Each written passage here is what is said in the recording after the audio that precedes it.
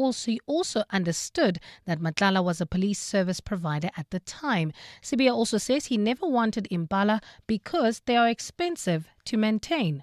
There's a bottom line that I just want to say to the chair and to the commissioners. I never received any impalas or any bags from Mr. Matlala or have them delivered to my place.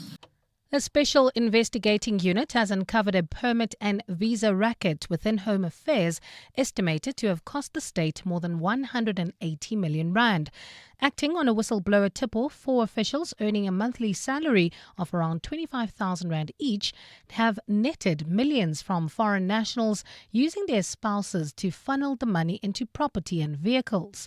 Acting SIU head Leonard Lekgetho says the evidence shows South Africa's borders are not secure and that Home Affairs has been treated like a marketplace. Lindsay Dentlinger reports. The SIU says syndicates are colluding with Home Affairs officials responsible for assessing asylum seeker applications. After swooping on 5 refugee reception centres to seize laptops and phones in 2024, the unit's acting head, Leonard Lekgetho, has revealed that favourable application outcomes were being bought for between 500 and 3,000 rand. Their modus operandi was simple. Applications were sent via WhatsApp for expedited approval, and once approved, money flowed almost immediately. To disguise the bribes, Lekgetho says officials received payments through electronic wallets and the bank accounts of their spouses and companies linked to them, then used their spoils of around 16 million rand to acquire significant assets. Officials turned their spouse into silent partners in crime. The investigation also extended to foreign religious leaders whom allegedly manipulated the visa system to enter the country. Lindsay Dentlinger, Eyewitness News. Perlman Mugabe, the son of former Zimbabwean President Robert Mugabe, and his co-accused Tobias Matonze will remain in custody as investigations into their attempted murder charge continues. The pair appeared briefly in the Alexandra Magistrates Court today. They are facing several charges related to the shooting of an employee at the Mugabe residence in Hyde Park last week. It remains unclear who shot the victim. Sinenhlanhla Mnguni, the attorney representing the accused, says police still have to establish several facts in this matter. It seems that they still need to approach the Department of Home Affairs and other agencies in order to verify a number of things incidental to the statuses of the accused. Of course, we can't really go too deep into that because we don't know what the nature of those inquiries are. So I think we're just allowing them to, at this stage, continue with their investigations. Staying in the courts, the case against suspects accused of the murder of e-hailing driver Isaac Satlat has been postponed to March. This after accused number 1, Digiledi Mpela, was not brought to court from the Artridgeville prison today. According to documents from Correctional Services, Mpela is only scheduled to appear in court in March instead of today.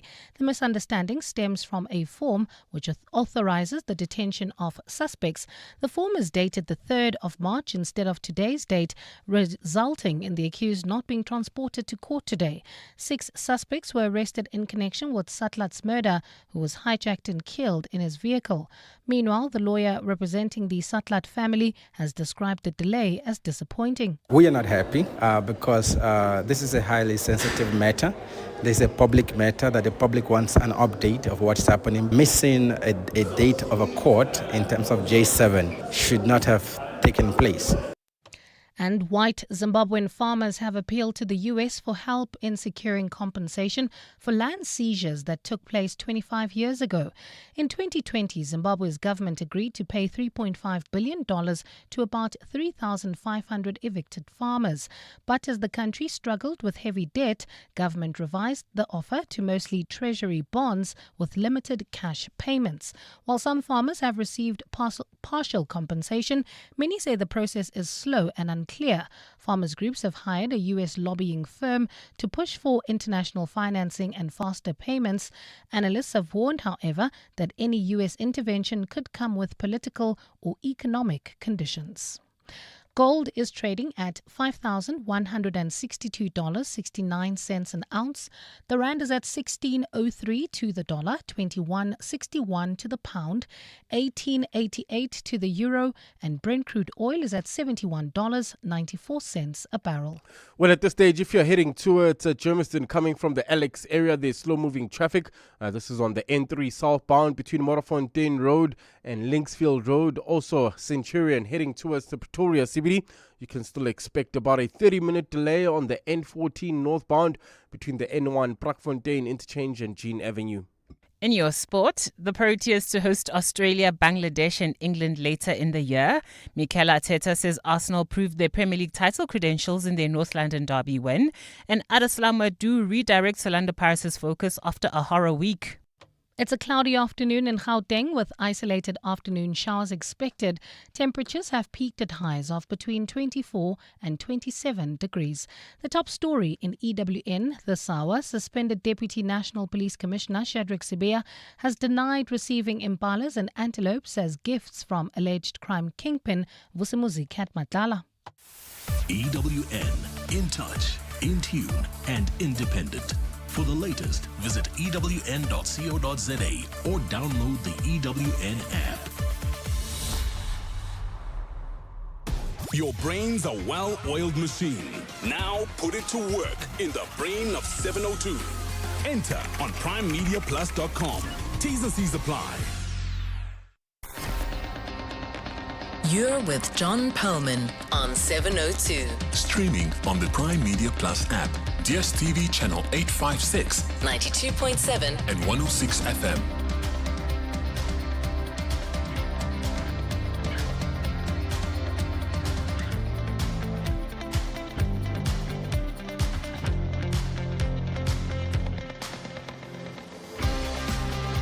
.702 Drive with John Perlman is proudly brought to you by Telkom Business. Possible begins here. Good afternoon, everyone. It's 8 minutes past 3 on Monday, the 23rd of February. This is 702 Drive with me, John Perlman. Wherever you're listening to us in 702 land, welcome to the show. Hope you had a great weekend. Last Friday, we talked about the latest crime stats. Today, like most days, stories of crime are prominent in the news. After 5 o'clock today, we'll spend time with the Acting Minister of Police, Feroz Kachalia. We'll talk about those stats and much, much more. That's coming up later. In other stories, the Special Investigating Unit has uncovered massive fraud at Home Affairs, with 4 officials selling residence permits worth 16 million rand. Among their clients, the rape-accused Pastor Timothy Omotosho and fugitive Pastor Shepherd Bushiri. More on that after 4. Bellarmine Mugabe, son of the former Zimbabwean President Robert Mugabe, appeared in court today, charged with attempted murder, defeating the ends of justice, and there may well be more. Oren Singh has all those details and a look ahead to what happens next. And we'll meet a University of Pretoria radio astronomer, Dr. Tato Manamela, who's discovered something in a galaxy far, far away. He's with us at 10 to 5. On the markets, a good start to the week. The all shares gained 970 points so far today. Good gains for industrials and resources, more than making up for a slight dip in financials. Gold miner Pan African Resources up by 4.3%. Truworths has gained 2.9%. Naspers is up by 2.8%. Another torrid day for SPAR. Remember, they took a battering at the end of last week, down 10% so far today. The rand's trading at 16 rand and 3 cents against the dollar. Euro will cost you 18 rand 88. 21 rand 61 will get you a pound. Oil prices remain a concern. Brent crude currently trading at $71.86 a barrel. Stephen Critters joining us with all the market news at 25 past 4. We'll have sport with Tolakele Mganga, Mbali Dlamini, who you heard a moment ago, back with the latest news headlines. Karabo Charlie is keeping an eye on the roads. Even as I look at him now, he's staring at a screen and typing furiously. Long gone the days where traffic people used to get in helicopters, eh? Don't know if that... when was there only one, I remember, Ollie, in the Highveld helicopter, but I don't know if we had other helicopter traffic reports. Anyway, you need to know what's going on the roads. Tech plus Karabo Chale will make sure we give you the latest info there. This is 702 Drive. We're live in the place where you live, and if it's happening in 702 land, you will hear about it here first. But if there's something we've missed, please get in touch. 072 702 1702 011 883 0702. Whether we're missing the story or missing the point, it's always nice to get your view. Those are the numbers to use. 12 minutes past 3. This is 702 Drive. 702. Let's walk the talk. So there's plenty to talk about, lots of questions to ask, of course, and lots to think about. And some of those thoughts at the start of the show, as we always do, include some of the things that perhaps a little bit more random or that have popped out of the news or what's going on, sort of. But then there's another little thread. So many people have been talking about the cricket. South Africa, absolutely brilliant against India. I mean, I think we were 29 for 3. It might have been worse, 24 for 3. And India's great bowlers, the crowd enormous and loud. And you think, okay, going to be one of those days. But it wasn't. Could not have been more magnificent of a comeback. Early days, I know, in the tournament, but so far so good for the Proteas. But there was, Jonathan Fairbairn, a very good afternoon to you. A South African mother who had something of a dilemma watching the game. She said she didn't know who to support. I can't imagine why, but you've got some insight. Afternoon, John, and afternoon to our 702 family. So it was a piece on the ESPN Crick Info, and the journalist had asked Albie Morkel on facing his brother Morne Morkel in the game yesterday with South Africa. The Proteas. Two bowling coaches on either side. Correct, and brothers, of course. So instead of answering the question, he said his mother is more worried than we are. She doesn't know who to support, India or South Africa. Now, I mean, I suppose you could say, well, surely it's an easy sort of guess to support. You support the country that you live in, regardless if one of your sons is a coach for the opposing team, which was India, bowling coach. So it's an interesting one that, like if you've ever been in a situation where you have children and they're playing on opposing teams, which team do you support the most? I suppose that it would probably be like, support both teams equally. Yeah. Or even if it's cousins, some kind of other family relative that are playing against each other, would be a difficult one for parents, perhaps, eh?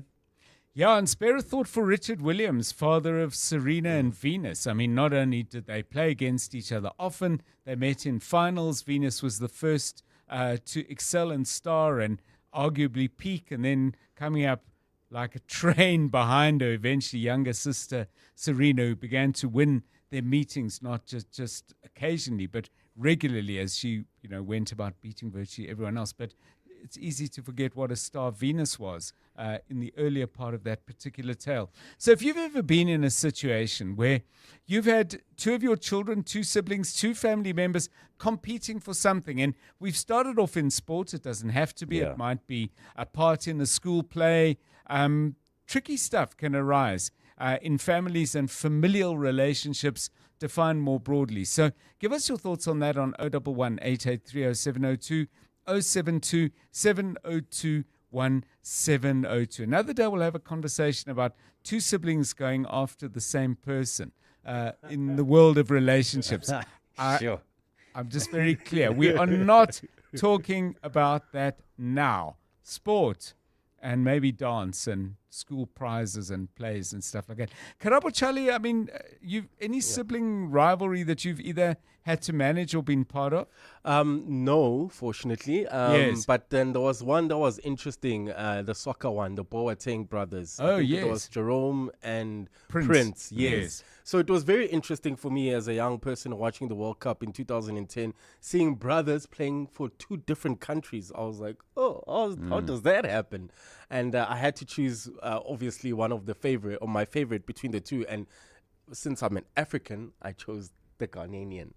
So Jerome played for Germany, And Kevin Prince played for Ghana, and Ghana met Germany in the 2010 World Cup at FNB Stadium, because I was there. So I must actually just look at the team sheets and see if they were actually playing in that game on opposite sides. The one that I think must be the most difficult, and maybe you've had direct experience of this, either yourself or rugby must be very hard. Like you flatten your brother as he's trying to break down the blind side, or you kick a high up and under knowing how much he hates those, and then you make sure you get there first. I mean, how does that cricket? I kind of get it. You're at a distance, and unless one bats and one bowls, there's not a lot of time. But a rugby match, has that ever happened? Give it to you. I'd love to hear. And what would it must be like for the siblings to play against your brother, or even your sister? I mean, we can. That's also an issue. Like, is it nice to play against your sibling and say, I got him out with a wicket, or our team beat you completely? I mean, I suppose it's even very competitive with friends, playing against friends when it comes to sport. But yeah, I'm fascinated to hear some of the stories that our listeners will tell us. Yeah, let's have them, please, on 072 702 1702. WhatsApp, either text or voice. And if you want to give us a call and tell us your story by way of a chat, please do give us a call. 011 883 0702. Karabo Charlie has the very latest from the traffic. Yes, John. Well, at this stage, there's still bumper-to-bumper traffic. This is in the Centurion area, heading towards the Pretoria CBD. Expect about a 30-minute delay. That's the N14 northbound between the N1 Brakfontein interchange and Jean Avenue. Leaving the Sandton area, also traffic a bit sluggish. This is approaching the intersection of Grayston Drive and Catherine Street. Also, look out for slow-moving traffic in the Edenvale area, heading towards... this is heading towards Germiston, N3 southbound between Modderfontein Road and Linksfield Road. Also in the Eldorado Park area, traffic a bit sluggish. This is due to an accident on the N12 westbound just before the Golden Highway, causing delays from the N1. If you come across any other traffic issues, please WhatsApp us on 072 702 1702. You're with John Perlman on 702. Let's walk the talk. So just a quick update, by the way, on the Boateng brothers question. 2010, they met at the FNB Stadium. Germany won that game. And Kevin Prince Boateng was on for the full 90 minutes playing in midfield. Jerome Boateng was on for 72 minutes playing, I think, at right fullback, or maybe in the center of defense. I'm just trying to work that out.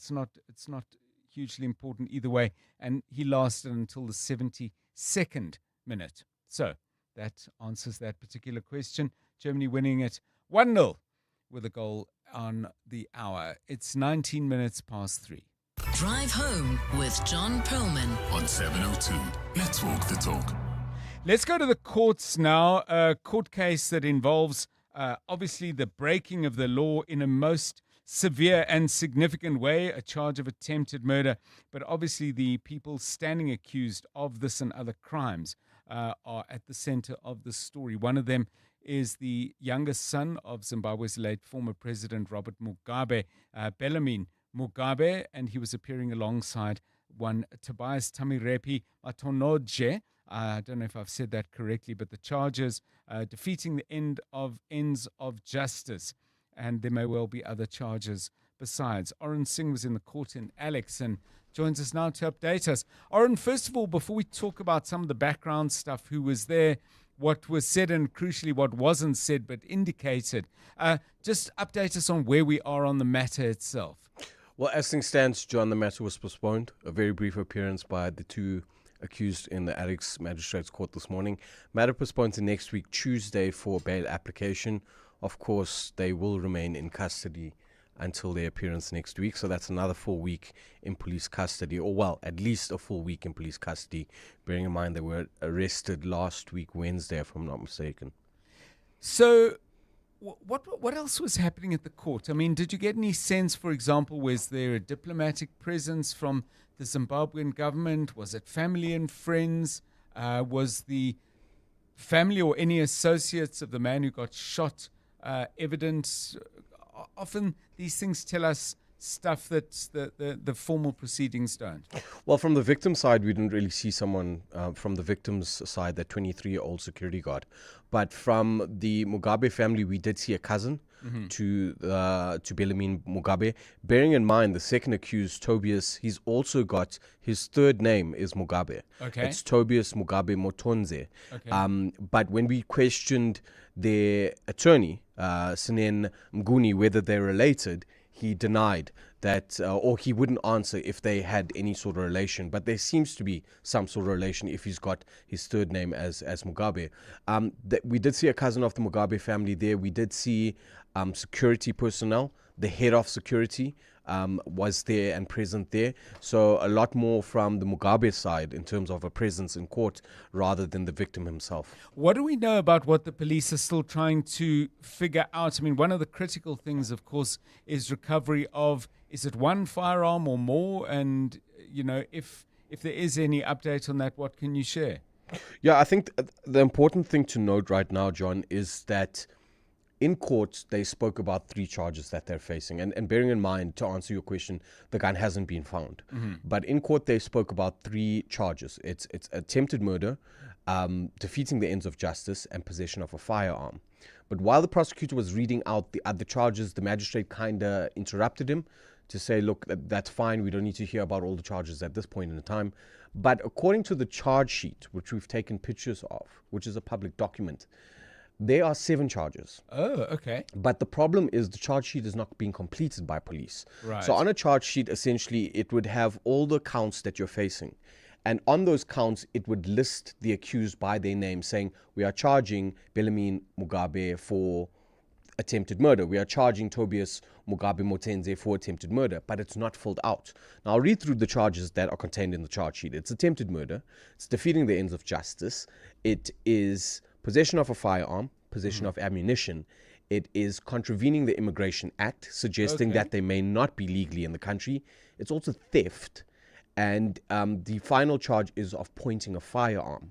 But the problem is, like I'm saying, the charge sheet has not been completed by police. Yes. And so we don't have details relating to why they're charging either both the accused or one of the 2 accused for that specific charge. So we're still trying to ascertain and still trying to determine what's going on here, because the attorneys representing the pair themselves don't know what's going on. For example, why are they charged with theft? In what relation would that be to their arrest? Or why are they charged with pointing of a firearm? It doesn't make sense to me, John, because if I'm accused of attempting to kill someone, having shot them allegedly in the back, I wouldn't be charged with pointing a firearm in that regard. It would just be attempted murder. So we're still trying to determine what are the other charges and what do they relate to. I think police are still doing their homework in the investigations. The attorneys did allude to that, and they're still trying to find out from police, what is the status on your investigation? How far are you taking this in terms of the other charges, and where do things stand at this present moment? Thanks so much. Oren Singh, an update from the Alex Magistrates Court. First appearance there of Bellarmine Mugabe, youngest son of the former Zimbabwean President Robert Mugabe, and a second person standing trial as well alongside him. More on that as soon as we get the details. It's an important court case, I think.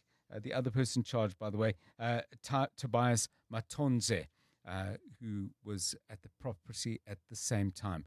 25 minutes past 3. John Perlman On 702. 3 to 6 p.m.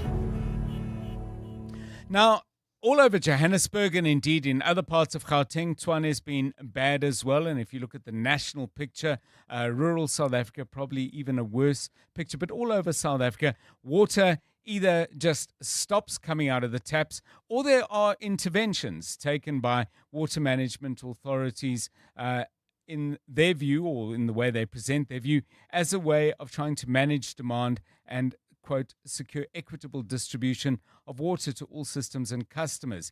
That's what faces people in a number of areas who form part of what's called the Sandton system. Linbro Park, Marlborough, Ilovo, Bryanston and Morningside are some of the areas directly to be affected. Now, in the statement or the notification, customer notice is the correct title from Johannesburg Water, they refer to this as water demand management. And I must admit, I'm sort of struggling to keep up with all the different terminology used. You will recall, I'm sure, when there was load shedding and then there was load reduction. So we know this from electricity, but there's been water throttling and now we have water demand management. What does each of them mean and what are they meant to achieve? Let's bring in somebody who has Joburg Water under constant microscope. Dr. Ferrell Adam is Executive Director at WaterCan and joining us again on 702. Dr. Adam, welcome and thanks very much for your time. Well, what exactly is water demand management? Are you clear on what Joburg Water means when they tell us it's going to be introduced? Good afternoon, John, and to all your listeners. Well, it's exactly what it says. It's just water demand management is basically a strategy or a way to deal with the reducing demand. Okay. So it's reducing your water consumption. So you've seen the reports where, whether it's from Joburg Water or Rand Water, where they would say that the problem they're having is because people are using too much. So water demand management is for them to actually then respond to how they're going to manage the high demand from people. Okay, so that I get, but then they say an equitable distribution of water to all systems and customers. So how is the equitability achieved by saying, for example, Sandton can't have any, and by the way, the hours are 7 o'clock tonight till 3 a.m. tomorrow morning, if you're wondering. How does that achieve equity? Yes, I mean, of course, we can argue the issue of equity, but basically what they then saying in very simple terms is that they will, in some places where maybe people are using a lot more than they should, they will reduce the supply there and kind of shift water into other sectors so that they have, well, other areas, so that they have supply as equal supply. Because what happens is sometimes in the system, some areas may be drawing a lot more of the water, and so they would then throttle or they would reduce supply to those areas so that they can have some of the water going to other areas as well.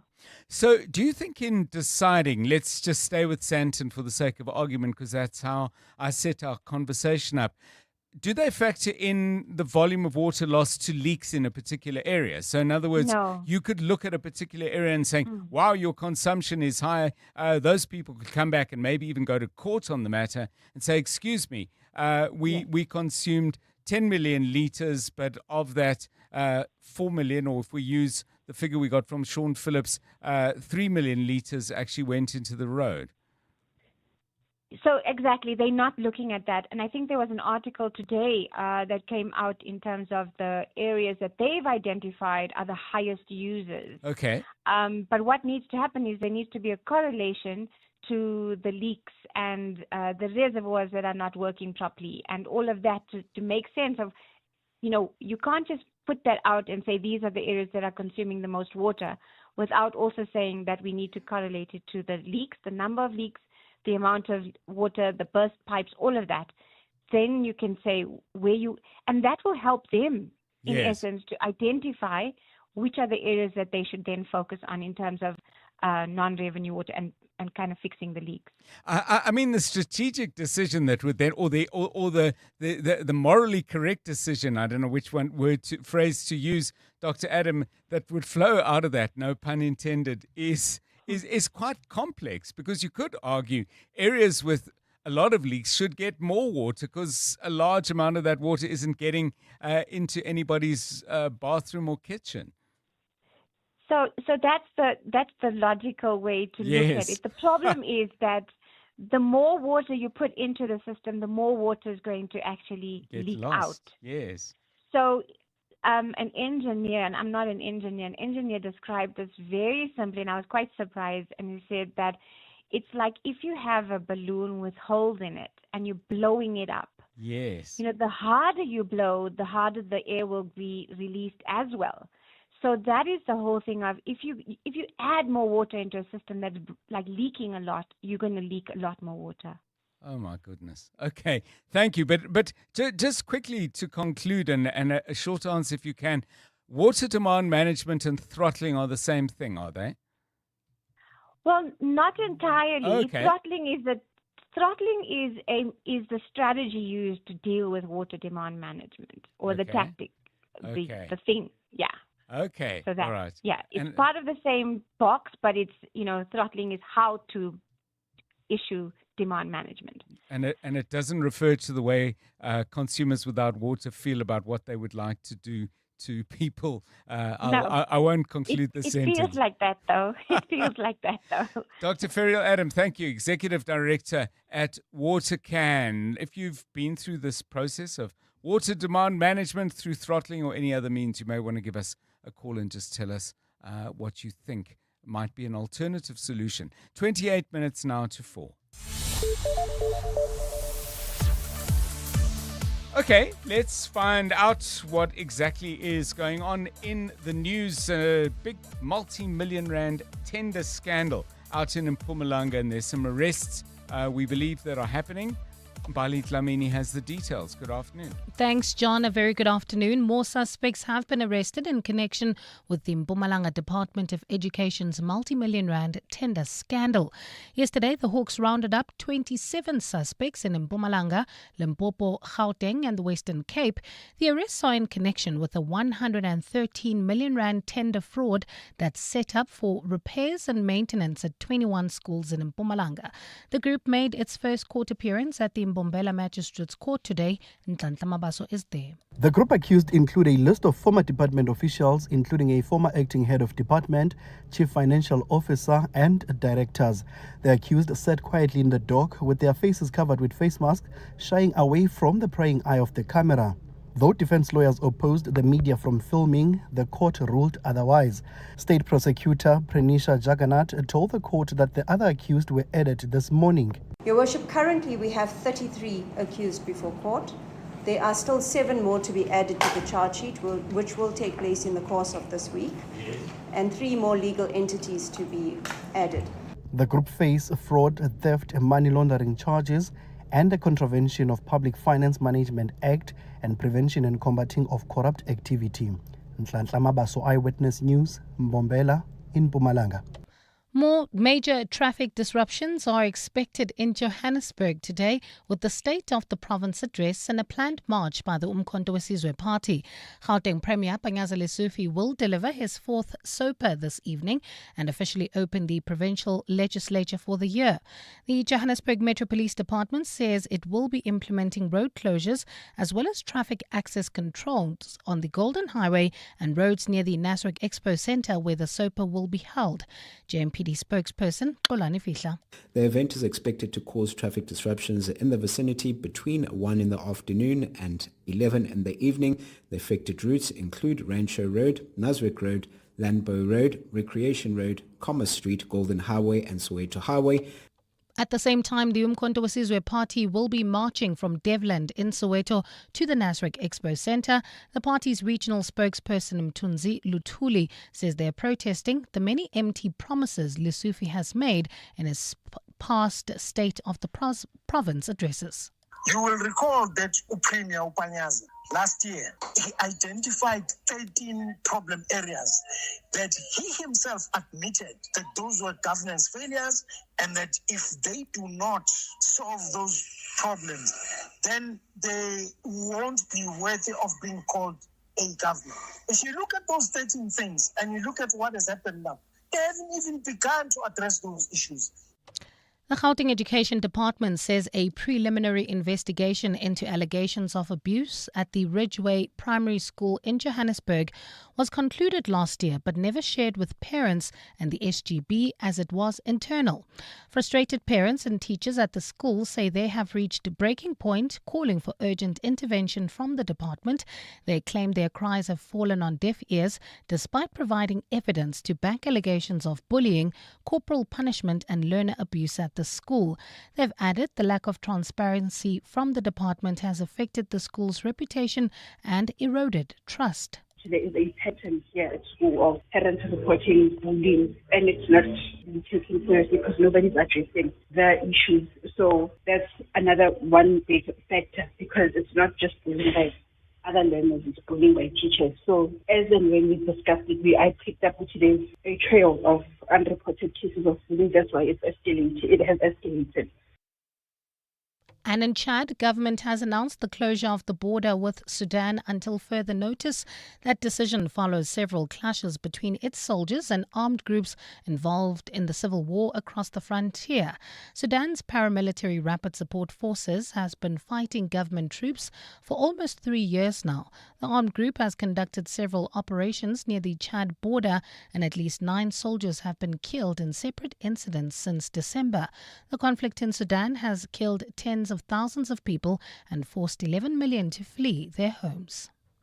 It's a cloudy afternoon in Gauteng today with isolated afternoon showers expected. Temperatures have peaked at highs of between 24 and 27 degrees. Centurion, you can still expect about a 30-minute delay on the N14 northbound from the N1 Brakfontein interchange to Jean Avenue. This is all due to roadworks. Alex, travelling towards Bedfordview, also about a 20-minute delay on the N3 southbound from Marlborough Drive to Linksfield Road. And if you're leaving Sandton heading towards the M1, there's bumper-to-bumper traffic on Greyston Drive between Rivonia Road and Catherine Street. The top story in EWN, more suspects have been arrested in connection with the Mpumalanga Department of Education's multi-million rand tender scandal. Clement Maniatella. Weekday mornings, 9 to 12. 9 to 12. Tutuzile Zuma has come out to confirm that she's one of the people that facilitated for some of these men to go to Russia, but she has explained that she was duped by someone else. In fact, she says she's gone to Russia to get the similar training as well. She just didn't know that by sending some of these men to Russia is going to mean that they're going to be deployed on the front lines. She's not telling the truth, because the tickets which were bought to fly them to Russia were from the MKP's account. Tulani Mahlangu, who is the spokesperson for the families of the 17 South African men who are fighting with Russia in Ukraine. Clement Maniatella. 9 to 12 on 702.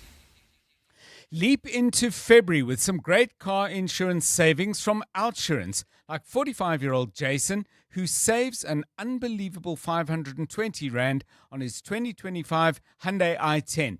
Get a quote now, and if Outsurance can't save you money, ask for 500 Rand or 1,500 if you've been claim-free and with the same insurer for 3 years. Why pay more when you could be saving? SMS out to 45142. That's out to 45142. Licensed insurer and FSP, TCs and information online. Zandi Finga's Hive promo agency was growing fast, but the paperwork was catching up. What were you up against? Challenges that were slowing down my growth was finding clients as well as organizing the promoter application. But with Yep for online visibility and Zoho to manage her database, she has turned chaos into a well-honeyed hive. Get Yep by Telkom Business from 249 Rand per month and Zoho from only 1,260 Rand annually. Call 10213 or click telkom.co.za. T's and C's apply. Telkom Business. Possible begins here. Right, gang. Are we all in? Liam? Here. Ethan? Here. Andrew? Here. Luca? Luca? Yeah. Amelia? Yeah. Violet? Yeah, Mom. Introducing the Chungun CS75 Pro. A powerful turbocharged engine, modern safety features, and room with 7 seats. For everyone. Hey, that's not everyone. You forgot Choppy, Mom. Oh, Choppy. The all-new CS75 Pro from 4,999 per month. T's and C's apply. Chang'an. Driven to evolve. Buy any Hills pet food and you could win one of 10 holidays worth 200,000 Rand each. Or take the bucks. Scientifically proven formulas for your pet. An adventure for you. Hills Pet Nutrition. Science does more. T's and C's apply. 702. WhatsApp John on 072 702 1702. So on my side, there's a cousin of mine. We went to school in the Eastern Cape, like different schools though, and he was also a grade below me. And funny enough, we were both doing boxing at our schools, and we had a tournament, a boxing tournament, and for some reason we ended up getting in the same ring together. Yo. So yeah, let's basically say till today we know who's who. Good afternoon, John. Family cricket rivalry. The Eastern Cape is a mess. You've got the Elliots, you've got the Emsleys, you've got the Knots, you've got the Ams. But then an aside, when is the real Kagiso Rabada going to arrive at the World Cup? It's a phony one that's there now. Good afternoon to you, Tom. Yeah, I can't say I agree, actually. I think KG bowled really well yesterday. There were particular moments. I know he wasn't in amongst the wickets the way Marco Jansen and Keshav Maharaj were, and credit to those two.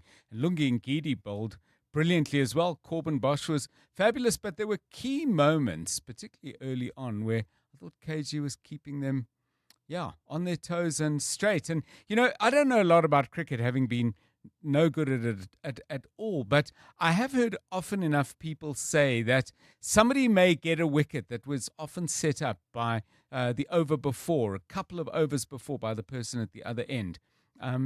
So not at his best, I'll give you that, but I don't think he's been as poor as some people are suggesting. My thoughts, what are yours? 011 883 0702 072 702 1702. It's 18 minutes to 4. EWN Sport. Tolakele Mganga, very good afternoon to you. How are those Proteas, eh?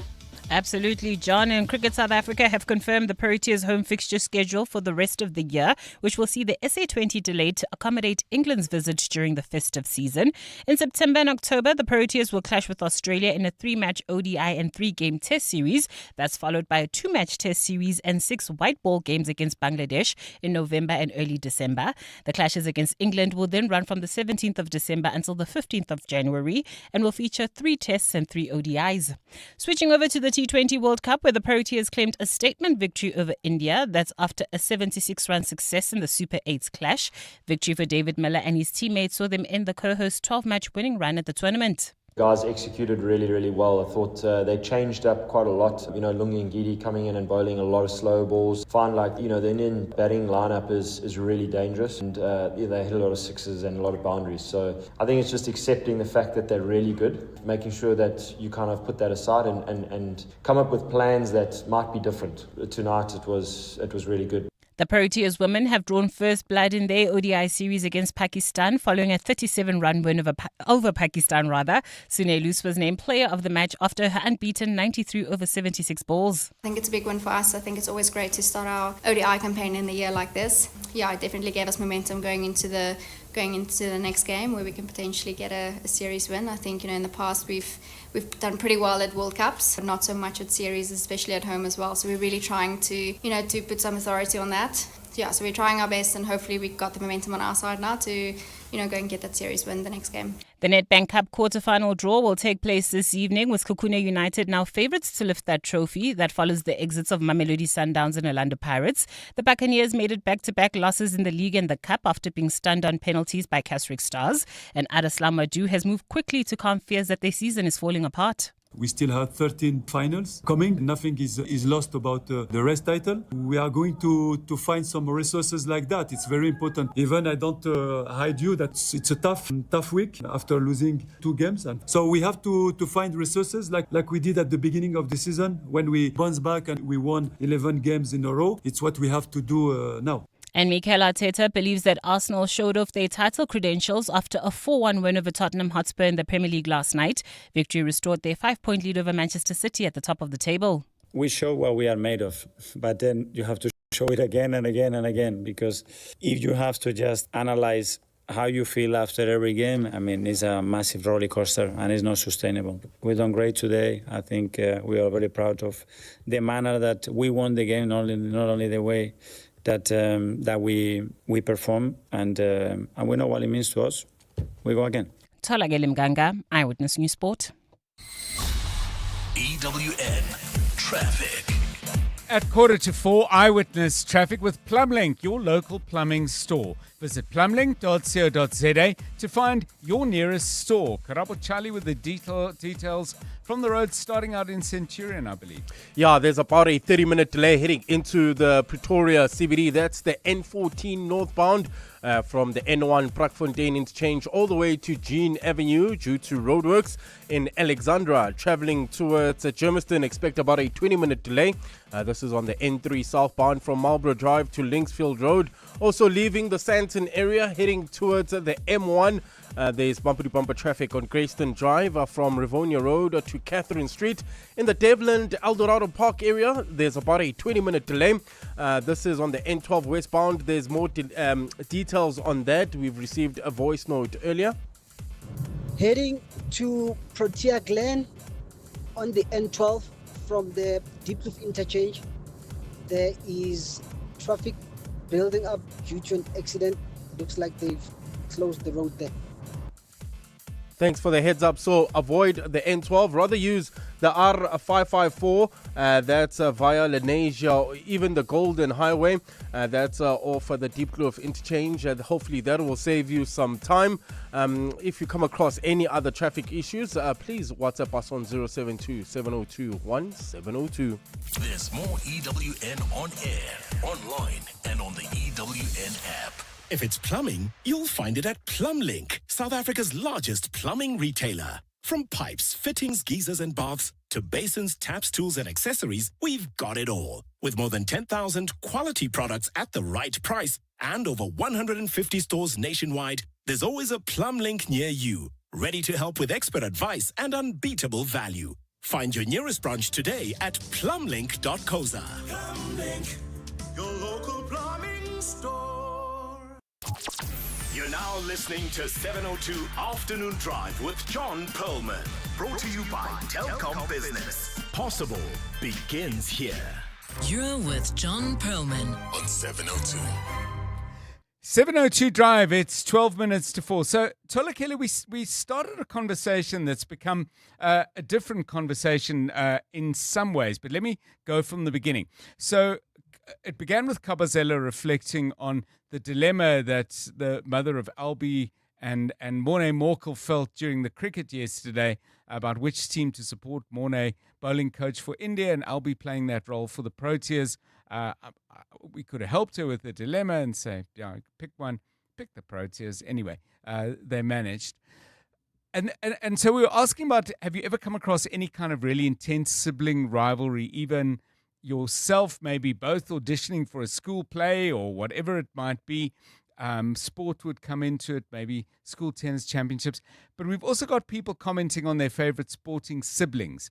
So I'll give you a couple of selections. Unsurprisingly, the Williams sisters are prominently. Tlogonolo says, Venus and Serena Williams, they're black and came to represent a bit of diversity in a sport that was dominated by white people. Tsepo goes back nicely into a real golden era, I thought, of South African club football. He says, my all-time favorite has to be Phil and Bennett Masinga during their playing days for Sundays. And then another one, which I must admit I'd forgotten about, from Aquila, the Mugai brothers, Wilfred and William, who I think started off at Umtata Bucks and then made their way to some bigger teams. But firstly, any experience of family rivalry in that sense that you came across? I went to high school with twins. One was sportingly gifted. The other one was academically gifted. Okay. So whenever one did really well in the sports, the other one would be like, nope, I'm going to use my books to show you that I'm actually the smarter twin. So that was the rivalry that they had throughout the years. And I remember in matric, we had a football game, and the one twin actually won us the championship because he saved in the penalty shootout, and he was like the hero for a month. And of course, the other twin then just had to get A's in a test, and then I was short-lived. One penalty versus 7 distinctions. Yo, okay. Those are the kind of competitions and contestations we're interested in hearing about from you. 702 Drive, it's 10 to 4. John Perlman on 702. 3 to 6 p.m. So, still to come on the show, we'll talk to Kaiser Khanyago from the Special Investigating Unit. The SIU has exposed a quite extraordinary corruption scheme going on at Home Affairs, selling residence permits. And the 4 people involved managed to make themselves a total of 16 million rand. Later in that hour of the show, a South African scientist or scientists, a group of them, have detected a radio laser from 8 billion light years away. I'm not even sure I know what that means and what its significance is, but clearly it matters. And we'll talk to Dr. Tato Manamela, who's a radio astronomer at the University of Pretoria. This involving, I think it's called the Meerkat Telescope out in Carnarvon in the Northern Cape. It's fascinating stuff, and I do love those engagements with scientists where you're not very clear about why this matters. Somehow you know it does, and then they make sense of it all, which I'm sure Dr. Manamela will do in about an hour's time. 9 minutes to 4. You're with John Perlman on 702.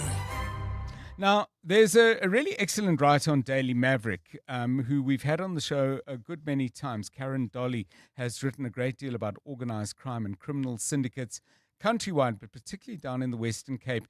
But she did a story recently on the Daily Maverick site that caught my eye, and I'll just give you the background briefly and then tell you what it is about the story that I thought might be of interest to all of you. It involves the owner of a beauty salon from Turkey. I don't know if I'm saying this name correctly, but I'll try. Sinem Çekinmez, who has got into all sorts of scrapes in South Africa and appears to have scuttled away, owing lots of people lots of money.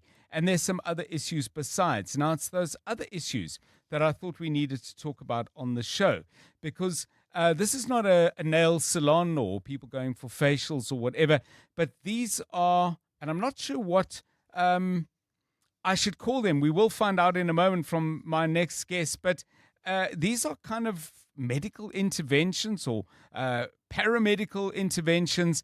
The field is called beauty and aesthetics, but this involves injections. I guess Botox would be one of them. And if there are people doing this who don't know what they're doing and crucially don't have the qualifications, they can do significant damage to people, to their health, to their sense of themselves. The damage, I'm sure, would have a psychological dimension to it as well. So we thought we ought to find out more about how regulation works in this space and what happens when people are getting involved in practices that they have no right to do. So my guest is Dr. Riza Mir. She's with the Aesthetic and Anti-Aging Society of South Africa and chairs a particular subcommittee on the executive committee dealing with illegal injectors. Dr. Mir, welcome and thanks very much for your time. I'm sure because your organization, AMSA, was quoted in the article that you're very well aware of what Karen was looking into. Is this a widespread problem in South Africa, that there are bogus and potentially dangerous practitioners who are misleading people and possibly causing them harm? Good afternoon to you. Good afternoon, and thank you for having me. I was laughing when I heard you say she, but that's me, Dr. Riza. My apologies. Everything else you said was true. Okay. And yes, this is a problem. It is something that's been around for quite a few years, but seems to be growing over the last couple of years. And, you know, we hear from patients and they come and they complain to us and they say, well, I had my botulinum toxins done or my fillers done and they look really funny. Can you help me dissolve it? And I'm struggling with, you know, and then we start to look at the complications like blocked vessels. And, you know, these can become quite severe. We'll talk about that just now. But basically, it came to our attention. And then on our groups with the various doctors, on the AMSA groups, for example, many doctors were coming up and saying, I've seen a patient with a complication or two, and now how do we address this? And that's when we started taking more interest in starting to guide people to address these problems themselves as well. So if you're going out and you've decided that this is an intervention that you want, this is something you want to do for yourself for whatever reason, what should you look out for? Is there a directory? Is there a certificate? Of course, those can be fake. But if people are listening to this and saying, oh, you know, I'm suddenly not too sure about the plans that I've put in place, how do you go about giving people either reassurance or an exit plan? 100%. So on the HPCSA website, you can search any doctor in the country's name, either from first name or surname, or ideally, you can use their HPCSA number. Mm-hmm. And anyone who's a real doctor won't mind sharing that with you. If you are making a booking and you say, I just want to do my homework, please send me your HPCSA number. No real doctor will ever have a problem with that. We'll gladly give it out. And then the patients can search on the internet, on the HPCSA website, and they'll get a history, and they'll see that you're registered and that you're active and that you're legal. As soon as somebody comes back with some kind of a story, or they become agitated or angry or block you, then it's a big red flag, and you're probably not dealing with a legitimate doctor. Can you run by with us, Dr. Mia, maybe a list of popular and common practices on the one hand, and then give us a sense of who is allowed to do those under South African law? I mean, you've referred to doctors. Are you pretty much saying these things can only be done by doctors? Primarily doctors and dentists. Okay. Nurses may inject simple injections, for example, an anti-inflammatory, or give you a drip after it's been prescribed by a doctor that has seen you and has made specific mention of these treatments for you, written a prescription. They're not allowed to do the injections like fillers and that type of thing. But the things we're talking about all fall under the, minimally invasive field of aesthetic medical treatments. And these include things like platelet-rich plasma, platelet-rich fibrin, botulinum toxin, one of the brands of which you mentioned, dermal fillers, like when we do fillers into eyes or noses, lips, that type of thing. And then it comes to body work, where we work on things like stretch marks, skin tightening, breast enlargement with injectables. But these are all aesthetic medical treatments. And like we say, you must be registered. And this gives the public a lot of protection. And you also know that you're protected by ethics. All doctors have to take the Hippocratic Oath to do no harm and to put the patient's well-being before profits. And the problem is that aesthetics looks glamorous and it looks easy, but I wrote a paper a couple of years ago, which is published. I can share the link later, but basically looking at how to prevent and treat filler-induced blindness. Because filler in the wrong place can cause blindness, it can cause strokes, it can kill a patient, and this is why it's something that shouldn't be taken lightly. It's not something that everybody can get a hold of and just inject their friends, or go from doing nails to doing fillers. Or as a beautician, it doesn't matter how many years you've worked on faces and understand skin. You will never have the in-depth understanding of anatomy, physiology, and pathology that a doctor will have. And so that's why these laws exist. Thank you so much, Dr. Risa Mia. He's with the Aesthetic and Anti-Aging Society of South Africa. He sits on the EXCO and chairs a subcommittee which deals with the area we've been talking about now, illegal injectors. Yeah. Any direct experience of this? Maybe you've set off down a road with a particular practitioner and then got a couple of red flags, or maybe you're in the business yourself. Give us a call. 011 883 0702 072 702 1702. Africa Milani. Weekday mornings, 4 to 6. Why are you rejecting the proposed increases from the liquor board? You've got your tavern license holder who's paying anything from 4,500 to 6,000. 1. 2. These high prices are only in Gauteng. We've got members, Hammanskraal and so forth. Now, when you look at Hammanskraal, it's demarcated into 3 or 4 provinces. The third point is you've got your tavern license holder who's paying, but the liquor board has not applied what the judgment has asked them to apply. Jongikaya Grai. Africa Milani. 4 to 6 on 702. For over a decade, Aluma Capital has had one simple mission: to help you secure the financial future you deserve. Over the past 10 years, they've empowered thousands of clients with personalized strategies, expert advice, and impressive returns of up to 13.2%. Whether it's growing wealth, securing retirement, or planning for the unexpected, Aluma Capital is there every step of the way. Visit aluma.co.za today. Aluma Capital is a licensed FSP. T's and C's apply. Amidst global uncertainty, Africa offers opportunities. At the African Markets Conference 2026, decision makers from across Africa and the world will explore how policy reform, market development, and private capital can accelerate sustainable growth across the continent at scale.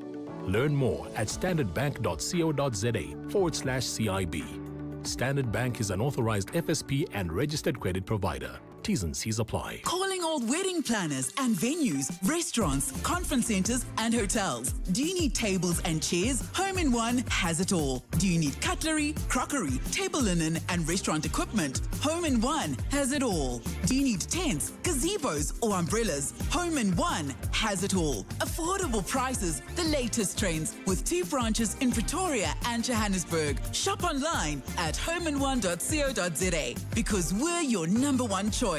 Home in One has it all. Driving the conversation on 702 Afternoon Drive with John Perlman. Powered by Telkom Business. Possible begins here. This is EWN. Brown Mokhotsi to finally appear before Parliament tomorrow, and Sibiya denies receiving game as a gift from Ket Matlala.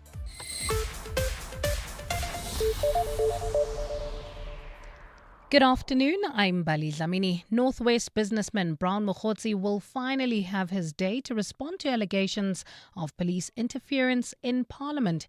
He is expected to appear before Parliament's ad hoc committee, which is probing allegations of corruption tomorrow. The committee met today to discuss its witness list after it was granted another extension to the end of March. Mokhotsi's appearance comes after several delays after he made demands for his security to be paid for by Parliament. Babalondenze reports. Brown Mokhotsi's evidence follows the testimony of forensic investigator Paul O'Sullivan. O'Sullivan and Mokhotsi had both made demands to Parliament to ensure their safety before agreeing to appear in person. Mokhotsi has now agreed to come before the committee to give evidence on his links to alleged crime kingpin Vusimuzi Ket Matlala and the disbandment of the political killings task team. Evidence leader Norman Arendse. Honourable Chair, honourable members, as you can see, the name of Brown Mokhotsi is there. So he will be appearing in person tomorrow. Mokhotsi's appearance is expected to be followed by another O'Sullivan appearance on Thursday, but the committee expects to spend just a few more hours with him. Babalondense, Eyewitness News. Suspended Deputy National Police Commissioner Shadrack Sibiya has denied receiving impalas and antelopes as gifts from alleged crime kingpin Vusimuzi Ket Matlala. Sibiya is facing allegations before the Madlanga Commission on how he had the antelope delivered to his small holding by Matlala. He has rejected a recording played out at the commission of Matlala claiming he gave him impalas. Commissioner Sesi Baloyi reminded Sibiya about the offer from Matlala and how that transfer of antelopes was handled. You now no longer have antelopes. Mr. Matlala offers to get blessed box for you. I think it's Van der Merwe says they will be delivered. Mr. Matlala says to Mr. Van der Merwe, check your account, which means payment has gone through. They are to be delivered.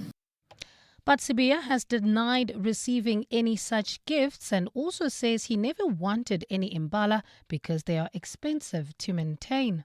There's a bottom line that I just want to say to the chair and to the commissioners. I never received any imbalas or any bags from Mr. Matlala or have them delivered to my place.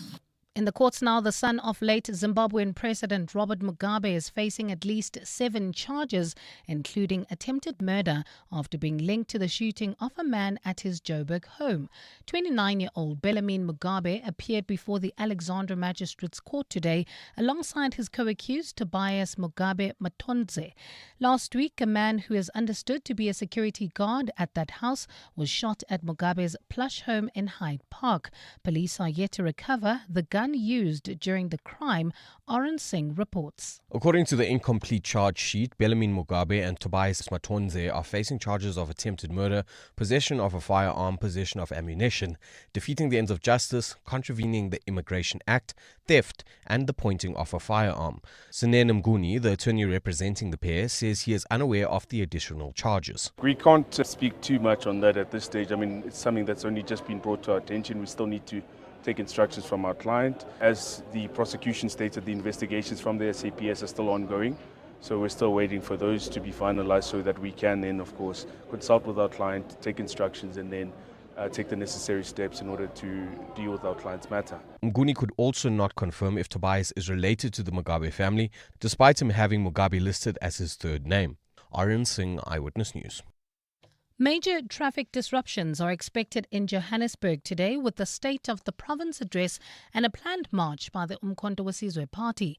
Gauteng Premier Panyaza Lesufi will deliver his fourth SOPA this evening and officially open the provincial legislature for the year.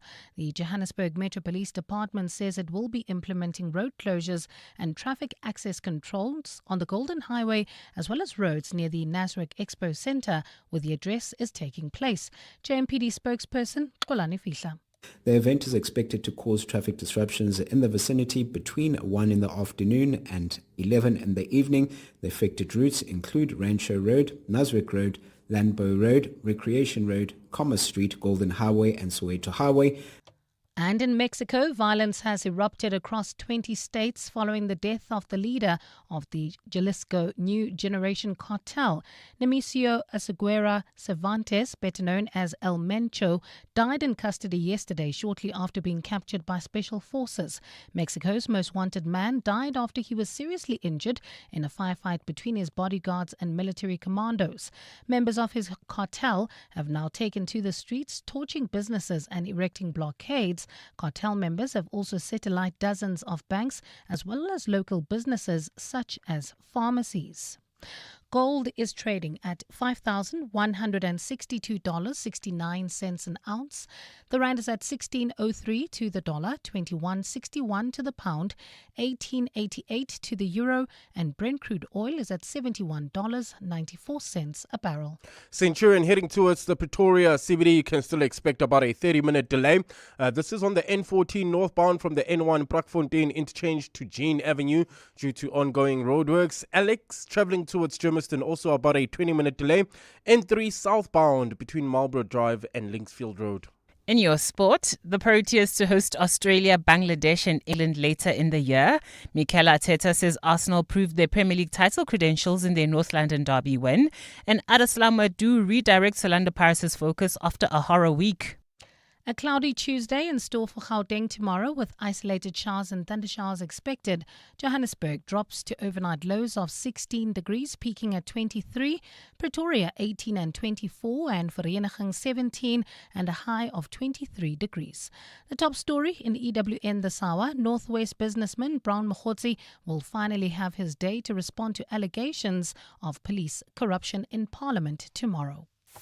EWN, in touch, in tune and independent. For the latest, visit ewn.co.za or download the EWN app. 702. Drive home with John Perlman. John Perlman, 3 to 6 p.m. On 92.7 and 106 FM. Let's walk the talk. 702 Drive, it's 9 minutes past 4. I'll tell you why I'm chuckling. It's as a result of that news bulletin, not all of it, of course, because invariably there's stuff that is extremely sobering. But I'm having a little laugh at myself because much of the conversation at the Madlanga Commission over today, where suspended Deputy National Police Commissioner General Shadrach Sabia has continued answering questions, I think this is day 4 for him now, was about him receiving impalas. Now, you may recall a couple of days back, I asked Aryan Singh, are these real impalas, i.e. four-legged antelopes, beautiful sort of light brown and white coats with horns? I always thought impalas was a reference, a way of masquerading that money was changing hands. And the way my word association was impalas, bucks. And whenever they said, will you bring the impalas round? But they were actually talking about real antelopes. It's quite extraordinary. I had no idea that this was a thing. I mean, I know there's a massive business in selling and buying game and that it's an industry, but that this could be, as is alleged, and let me stress that this is an allegation, this was a way of winning favor over a senior policeman was by giving him a whole lot of live impalas, by the way, and there was conversations about Blesbok and so on. And the final thing I just want to say about this whole thing is this is the second time I've got a reference to money in a conversation about alleged criminality completely wrong. Because many, many years ago, and I think we're back in the 80s now, I was interviewing a source about an alleged gold smuggling syndicate. And the guy was describing something he'd seen, and he was talking about one of the supposed kingpins in this network. He said, if you go to his house, you will find cupboards packed with guavas. So I said, why has he got all these guavas? And the guy gave me a pitying look, and that was his term for 50 Rand notes, which at that time was the largest denomination banknote in South Africa. So guavas, impalas, I've had the wrong end of the stick more than once. Still to come on the show, speaking of real corruption and very precise details, SIU has found 4 officials at Home Affairs involved in corruption, from which they netted 16 million Rand, selling residence permits and I think other documents as well. Some of their customers are people allegedly very, very well known indeed. More on that shortly with the Special Investigating Unit spokesperson Kaiser Khanyago, but not before we've updated you on what's happening on the roads. 702. WhatsApp John on 072 702 1702. From Rudderford. Here's a novel idea to Joburg Water. When they say that there's excessive use in an area, how about they go and fix all of those leaks that we've been locking for months, getting reference number after reference number that are just not getting resolved? Maybe that'll sort out the problem. I don't know, just a thought. Hi, John. With regards to the botched plastic surgery or aesthetic procedures, I think the doctor you had on is correct to indicate that there are a lot of individuals posing as medical practitioners, but in actual fact they aren't, and so therefore should not be doing any of these procedures. However, what is equally problematic is general practitioners. So they are registered with the Health Professions Council of South Africa as general practitioners. They may or may not have a short course in aesthetic medicine. However, they are performing some of these aesthetic procedures in their GP rooms without proper control, without even proper certification. So some GPs are acting beyond their scope of practice and doing procedures that should technically be done only by plastic surgeons or in theatre. That is equally a problem. Thank you. Very important element there. If you want to comment on that particular story, please do. We're asking you about favorite sporting siblings, or in this case, of Asa telling us, Akona and Odwa Undungane, not only siblings, but twins as well. Michael and Ralph Schumacher is LG's contribution. And Yehoah raises the issue of the Impala conversation I was having as well. He says, there is a mealie meal called Impala. So what if Impala is a code word for something else like cocaine? You may never know. Well, that could be true in other circumstances, but all the conversations, and there were even pictures, these are four-legged antelope as part of this particular issue that's on the table. But yeah, codes of all kinds. It's 14 minutes past 4. EWN Traffic. No codes here, just the information. Where is the traffic tricky today? Out in Devland, I believe. Karabo Charlie with the details. Yeah, that's driving into Aldo's Lenasia area. There's slow-moving traffic Devland, N12 westbound. This is between the N1 and the Golden Highway due to an earlier accident. In Nasrec, as you've heard in Eyewitness News, several roads are restricted to traffic around the Expo Center. This is ahead of the State of the Province address taking place today. Roads affected include the Golden Highway, Rancho Road, as well as Nasrec Road, while in Parktown, slow-moving traffic on the M1 southbound from Killarney Bends to the double-decker section. In Alex, this is heading towards Germiston. There's slow-moving traffic. Actually expect about a 20-minute delay on the N3 southbound from Marlborough Drive to Linksfield Road, leaving Sandton heading towards the M1. There's still bumper-to-bumper traffic on Greyston Drive. This is from Rivonia Road to Catherine Street, and in Centurion. Tshwane, expect about a 30-minute delay heading towards the Pretoria CBD. That's on the N14 northbound from the N1 Brakfontein interchange all the way to Jean Avenue due to roadworks. If you come across any other traffic issues, please WhatsApp us on 072-702-1702. There's more EWN on air, online, and on the EWN app. Stay with 702 Afternoon Drive with John Perlman. Brought to you by Telkom Business. Possible begins here. In the last 24 hours, this is what's happened in your world. School is meant to be a place where children feel safe and protected, but the hallways of Ridgevale Primary School echo the silent whispers of fear. Parents, the school governing body, and some teachers have described the environment as anxiety-inducing. This has challenged the trust that the school was once built on.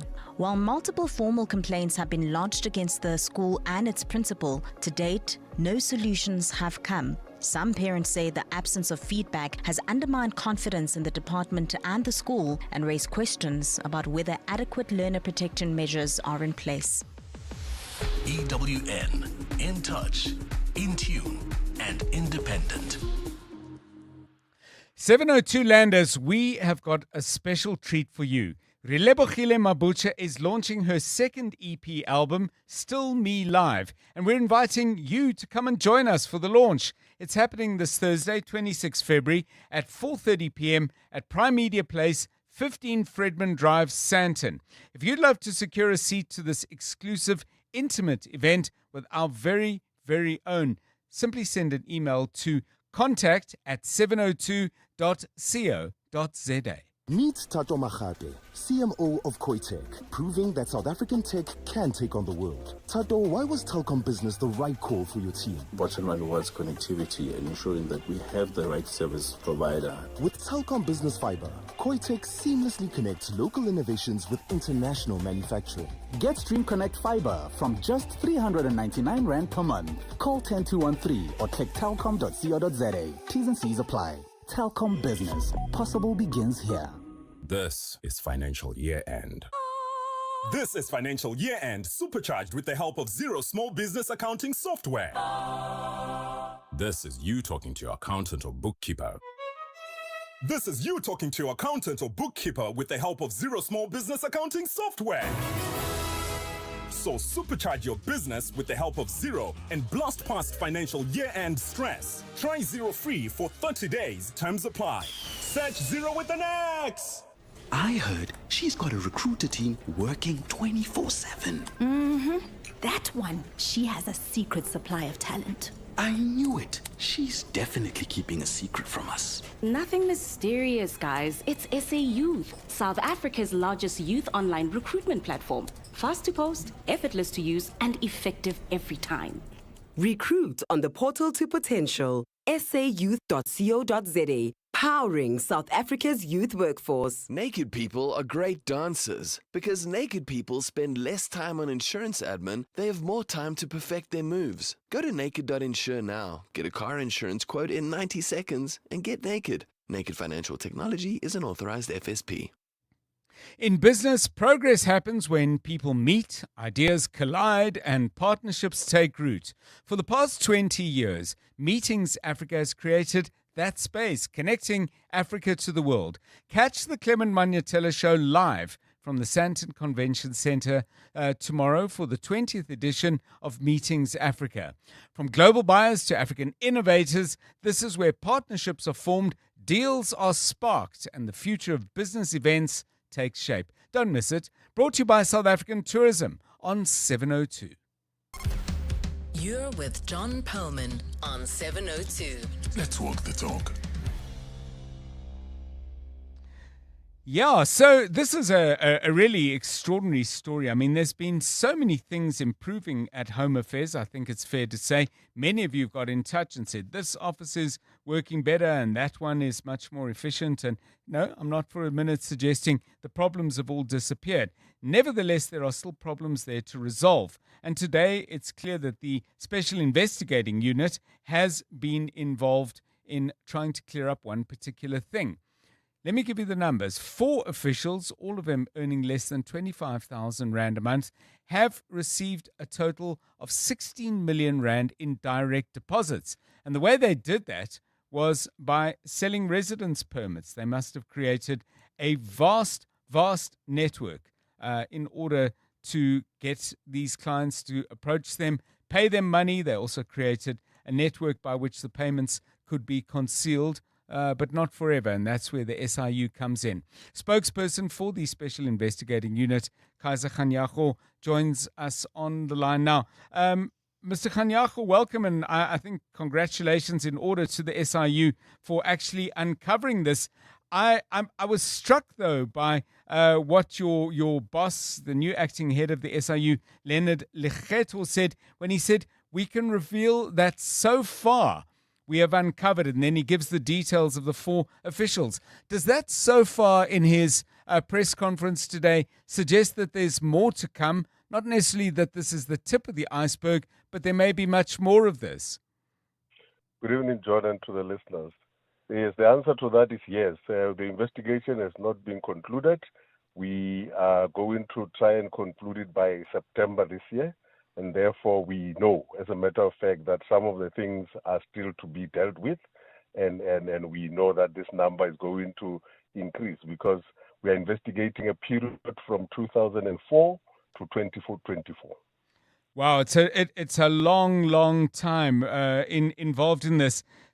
The obviously catching people's eyes is that people like Pastor Shepherd Bushire, now a fugitive in Malawi, and multiple rape accused Pastor Timothy Omotosho had also used these services. Did these names come up by accident, or was it in fact an investigation into those people that led to this uncovering of a much larger degree of criminality?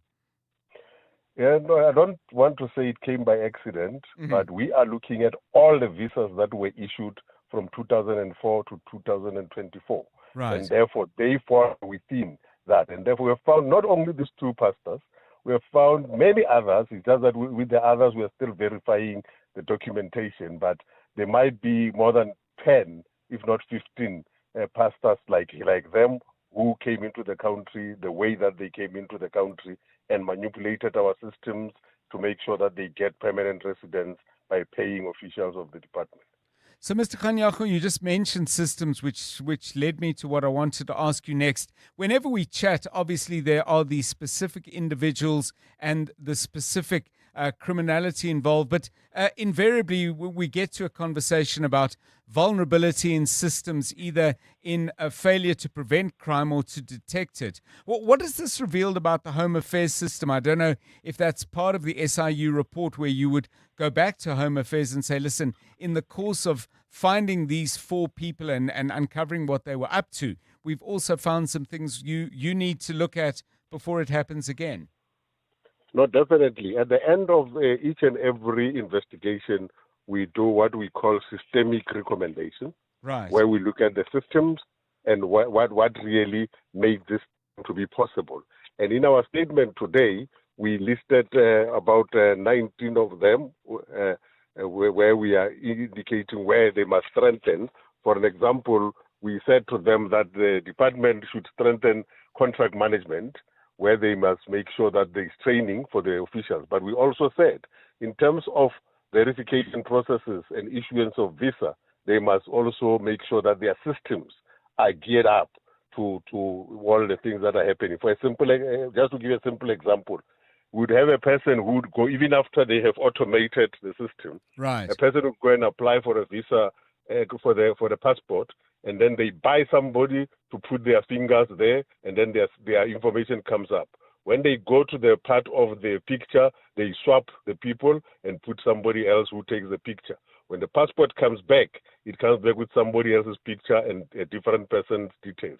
Therefore, we are saying, can we do the verification throughout the process, where we are able to then still use the fingers at the place where we are doing the picture, Yes. so that we do not have different people doing that, and also make sure that you automate everything so that whoever uses that system, it must tell you who changed whatever at what time.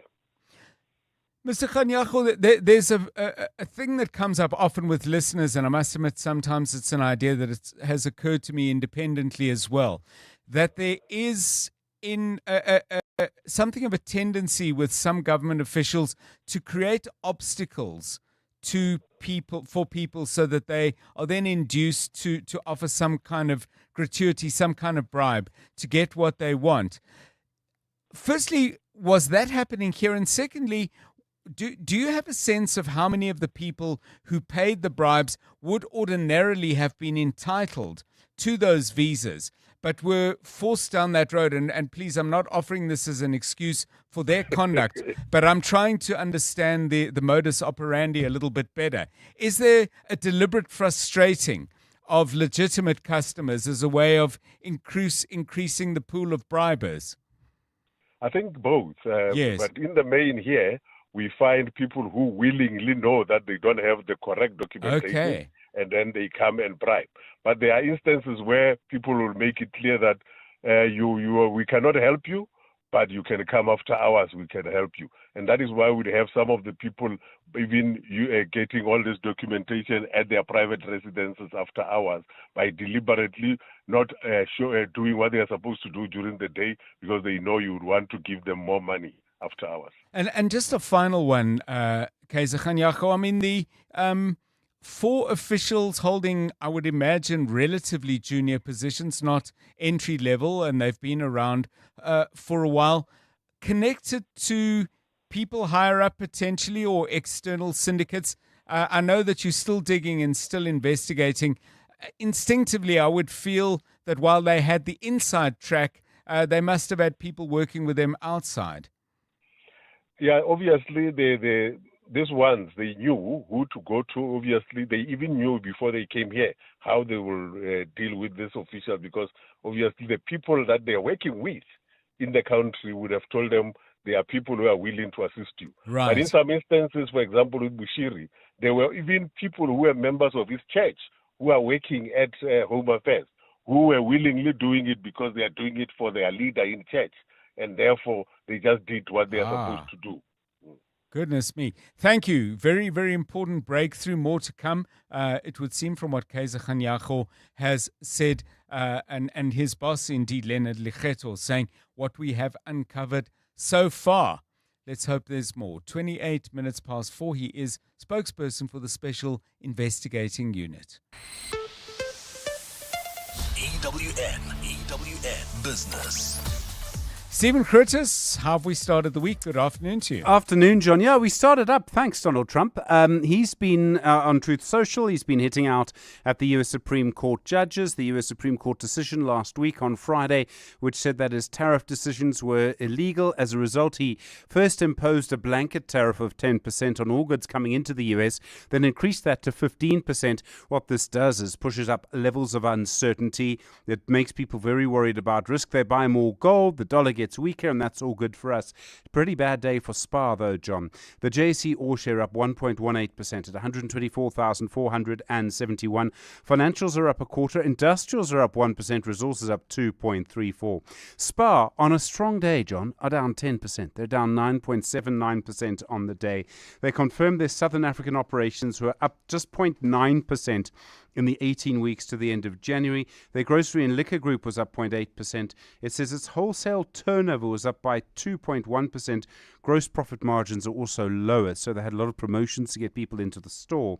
Like-for-like retail sales were also up 1.9%. And you may remember on Friday, the CEO, Angelo Swart, saying that he would be leaving. There was confirmation of that. That pushed their share price down again today. Swartz did do a call today where he said, an investor call, he said the reason he's decided to leave SPAR is to spend more time with his family.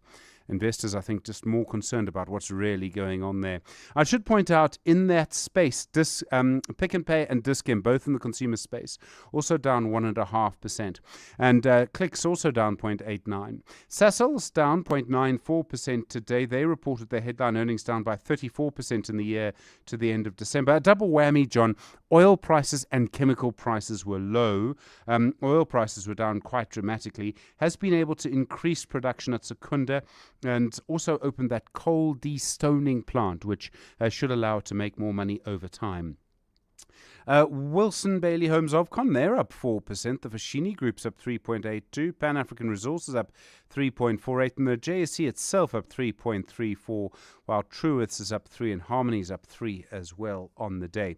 In the US, lots of concern about Trump's tariffs. That means that futures markets are set to open lower after that 15% increase in tariffs by Trump just quite recently. The gold price higher, $5,152.09 an ounce. Platinum, $2,153.20. Brent crude, $72.05.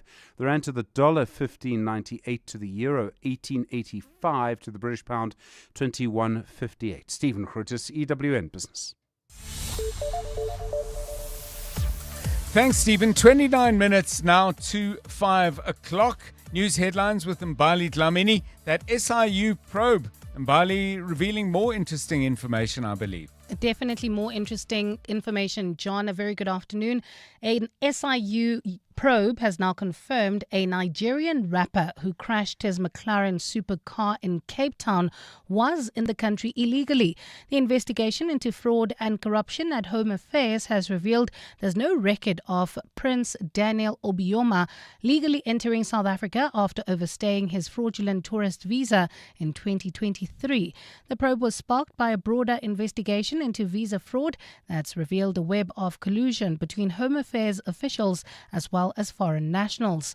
Lindsay Dentlinger reports. Prince Daniel Obioma first entered South Africa in 2022 on a 3-month visitor's visa using fake documents. Obioma left South Africa in May 2023, having overstayed his visitor's visa by 2 months. In October 2024, he bought the 3 million rand sports car that made headlines, paying cash from the same agent who had submitted the fraudulent documents a year earlier in support of his visa application. In March 2025, Obioma survived a high-speed crash in Cape Town and was charged with reckless and negligent driving.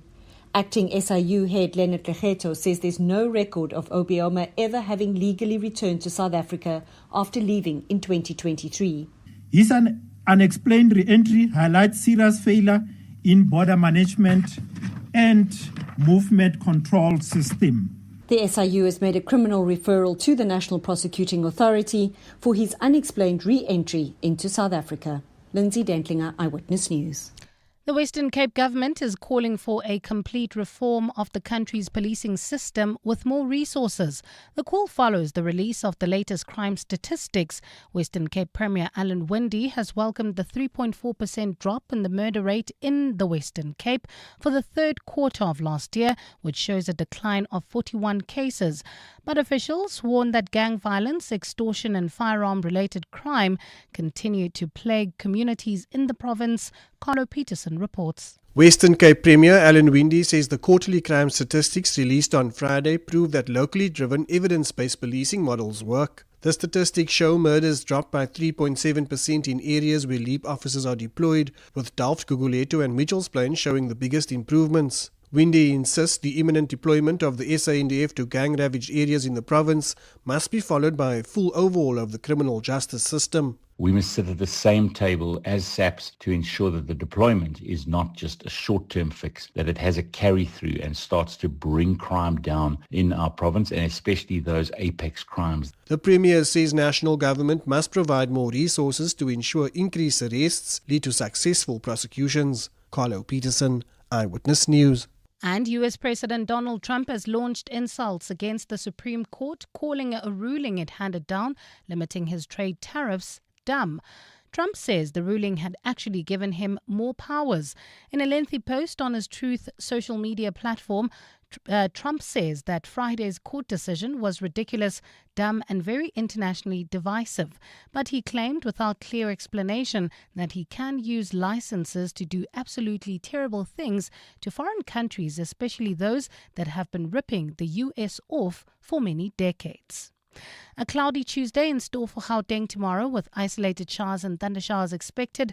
Lows of between 16 and 18 degrees and highs of between 23 and 24. Devlin, you can now expect more than an hour delay heading into Eldorado Park. That's the N12 westbound from the N1 to the Golden Highway due to an earlier accident. Leaving Sandton heading towards the M1. There's about a 20-minute delay on Grayston Drive. This is from Rivonia Road to Catherine Street. And driving through Sunwood Park, Boksburg heading towards Brakpan. Also about a 20-minute delay N17 eastbound between Osborne Road and Carnival City due to ongoing roadworks. The top story in EWN, a special investigating unit probe has confirmed that a Nigerian rapper who crashed his McLaren supercar in Cape Town last year was in the country illegally. Bongani Bingwa, 702 Breakfast. Weekday mornings, 6 to 9. 17 South Africans say they were lured under false pretenses to go and fight for Russia in Ukraine. But much of the anger for their families has been directed at Duduzile Zuma Sambudla, the founder of the Mkhonto weSizwe Party, Jabulani Khumalo, who has an insider's view on this story. What were they promised? What were they told? They were promised that they were going to be trained as a bodyguard for the leadership of MK. The truth was that they were being sold. How much? There are two amounts that we have encountered. The first one was 14 million. The second one was 34 million. Have the Zumas helped them at all? I don't even want to talk about that surname of that man that is called the ex-president of our country. Bongani Bingwa, 6 to 9. On 702. Stop and think. Will you survive the AI revolution or thrive? Regenesis students are thriving. 11 cutting-edge schools, 111 countries, world-class team of 1,111 with one mission, awakening your potential. Choose from law, business, technology, AI, health, economics, entrepreneurship, public management, skills academy, and digital Regenesis. Undergraduate, postgraduate, upskilling, customized corporate programs. The question isn't can you afford to enroll, it's can you afford not to? Enroll now. Regenesis.net. Achieve your dreams. What's up? Why is there a horse in your driveway? You ride savvy. Why drive a Mustang when you can ride one? What the missus say? Well, she had a bit of a long face, but now she's stable. If you need a backup plan, We Buy Cars can sort you out. Nah, savvy. This thing is eco-chic. Stop horsing around, cowboy. Rather get one of these from We Buy Cars. What's the horsepower on that thing? More than one, Dorf. More than one. Don't be Dorf, be savvy. We Buy Cars. Geared for adventure, geared for you. Amidst global uncertainty, Africa offers opportunities. At the African Markets Conference 2026, decision makers from across Africa and the world will explore how policy reform, market development, and private capital can accelerate sustainable growth across the continent at scale. Learn more at standardbank.co.za/CIB. Standard Bank is an authorized FSP and registered credit provider. T's and C's apply. 702. WhatsApp John on 072 702 1702. Mine's slightly different. My brother and I, we actually played in the same team. We played touch rugby leagues on Monday evenings, and what would happen was if at the end of the season they'd have prize giving, and whoever scored the most tries in the season would win a watch. But it wasn't really about the watch for us, it was more about just the bragging rights. But so one season I actually won it. My brother, super competitive, he literally did everything in his power to win it the following season. Which he did, because he didn't want to be the brother who never actually won it. But anyways, so I suppose it's even Stevens now. Yeah, thank you. Lovely story. I hadn't thought about that kind of element of playing in the same rugby team. Also on this theme of competition and siblings and families involved in sport, Perry sends us this. Judith and Susan Polgar, the greatest women chess grandmasters of all time. That's my contribution to sporting siblings. I seem to remember them being from Hungary. I don't follow chess closely, but did read a very interesting article about them. Willie in Springs goes to Zimbabwe and Cricket Brothers. Grant and Andy Flower, Guy and Andy Whittle. And then this is a lovely one from Rasmokhosi, who says Yaya and Kolo, referring to the Toure brothers. Yaya, of course, played with huge distinction at Manchester City, and Kolo was part of a really fabulous Arsenal team. One a midfielder, Yaya, and a central defender, Kolo Toure. I beg your pardon. Good one. And then Sichaba, siblings in sport, twin sisters Lebo and Lebogang Palula in track events and road running. Thanks for all of those. It's 20-5. EWN Sport. Well, let's talk cricket now. T20 World Cup. Dust doesn't settle for very long before the next game is up. Who's playing Tolakela and how's it going? Well, John, we start in Mumbai, where the West Indies are currently 150 for the loss of 2. That's in the 13th over of their clash against Zimbabwe. At the creases, Powell on 32 alongside Hetmeyer on 78. That partnership is currently worth 96 runs. For the Proteas, David Miller has held their collective effort after a 76-run win over India yesterday. Having batted first, South Africa posted 187 for 7, thanks to Miller's top score of 63. And in response, Marco Jansen took 4 for 22 as the co-hosts were all out for 111. In a tournament like this, it's about making sure that we do, as I said, I keep going back to the simple things and making sure that we stay in our lane as a player and do the job and get the job done. We're a mature team. A lot of guys have played together and a lot of cricket for South Africa, and that goes a long way under pressure. So I think it's just staying in your lane, making sure that you get the job done and keep wanting more. Pep Guardiola has hailed Erling Haaland's selfless performance against Newcastle United that kept Manchester City's Premier League title hopes on track. The forward assisted Nico O'Reilly's second goal and sacrificed his own game as the Citizens ran out 2-1 winners. Listen, I'm not a big fan to put Erling to defend, but help us. And I know after that how the people hug him and celebrate him and say the gratitude to help us, because the Newcastle allowed us to do that. And only I have it sad for him because there are a lot of actions that could make the last pass to him and didn't find him. And it's difficult for him, run and fight. They don't give the balls to score the goals. But sometimes the game is like that, and he's an incredible, generous player. The Lions picked up their 5th win in 6 outings over the Sharks as they ran out 34-22 winners in the United Rugby Championship showdown at Ellis Park. Victory for Evan van Rooyen's side has put them firmly in contention for the South African Shield. For us, we just spoke about it now in the change room. How are we going to approach it? And it's up to us. Let's be honest, we haven't won a lot of silverware in the last 2, 3, 4 years. So, yes, that is an opportunity for us. But the moment you're going to spend 1 inch of energy on that, I think you're going to take away from our performance or what we need to do. So is it nice to be in the opportunity? Obviously, it's really nice for us to be in this opportunity. But 110% focus will be on our process. And the Six Nations pauses for a week's break with France in first place and being chased down by Scotland and Ireland. The Irish are 6 points behind the defending champions in the standings. That's after Andy Farrell's side came away with a 42-21 victory over England, which is their biggest winning margin at Twickenham. We felt there was a bit of heavy legs or whatever getting the feedback from the Paris game, and that's all because we're not fully in and fully committed and going for the game and being free in your own mind, and done a bit of work over the last couple of weeks to do that, and we had a good discussion on Wednesday there where everyone to a man was being honest with how they're going to attack the game, and they stood true to the word. Tolagele Mganga, Eyewitness News Sport. EWN Traffic. Right, let's get the latest traffic news at 16 minutes to 5. Devland was difficult earlier, still difficult? Yeah, no, and now you can expect about an hour delay, John. That's driving into Eldorado Park in the Devland area. N12 westbound from the N1 to the Golden Highway due to an earlier accident. In Parktown, traveling through the Joburg CBD heading towards Boysons, expect slow-moving traffic. M1 southbound from Killarney Bends to the double-decker section. Also leaving Sandton heading towards the M1. There's about a 20-minute delay on Greyston Drive from Rivonia Road to Catherine Street. Also bumper-to-bumper traffic in Alex heading towards Germiston, N3 southbound. This is from Marlborough Drive to Linksfield Road. Also traveling through Sunwood Park, Boksburg, heading towards Brakpan. Expect about a 20-minute delay. N17 eastbound from Osborne Road to Carnival City. This is due to ongoing roadworks. And in Centurion, expect about an hour delay on the N14 northbound.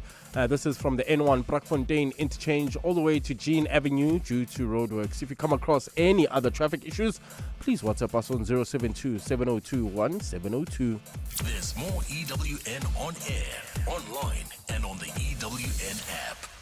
702 afternoons with Relebohile Mabota, 1 to 3 p.m. As the children start to grow and the needs change, what are the conversations that the couple needs to revisit? Because obviously what you do for a newborn is not going to be the same as what you need to do when you have a child that's now crawling. Correct. As your kids grow and evolve, their needs will change and shift, and so will you as a couple. And that's where couples need to constantly or regularly check in with each other. As the kids are going through their different developmental stages, what is the priority now? How are we going to manage this? This is where I would like some more help from you, or where I need you to show up and support me, and vice versa. And not being afraid to say, you know what, we're not coping, we need help. Paula Quincy, relationship and life coach. 702 afternoons with Relebohile Mabota. Let's walk the talk. Think fast, fast downloads, fast streaming, fast wins. Because whether you're chasing high scores, deadlines, or the next episode, buffering is not part of the plan. That's why your home needs the power of OpenServe Fiber, fast, reliable Wi-Fi that keeps up with your life. And when you sign up before the end of March, you'll score a free Netflix voucher.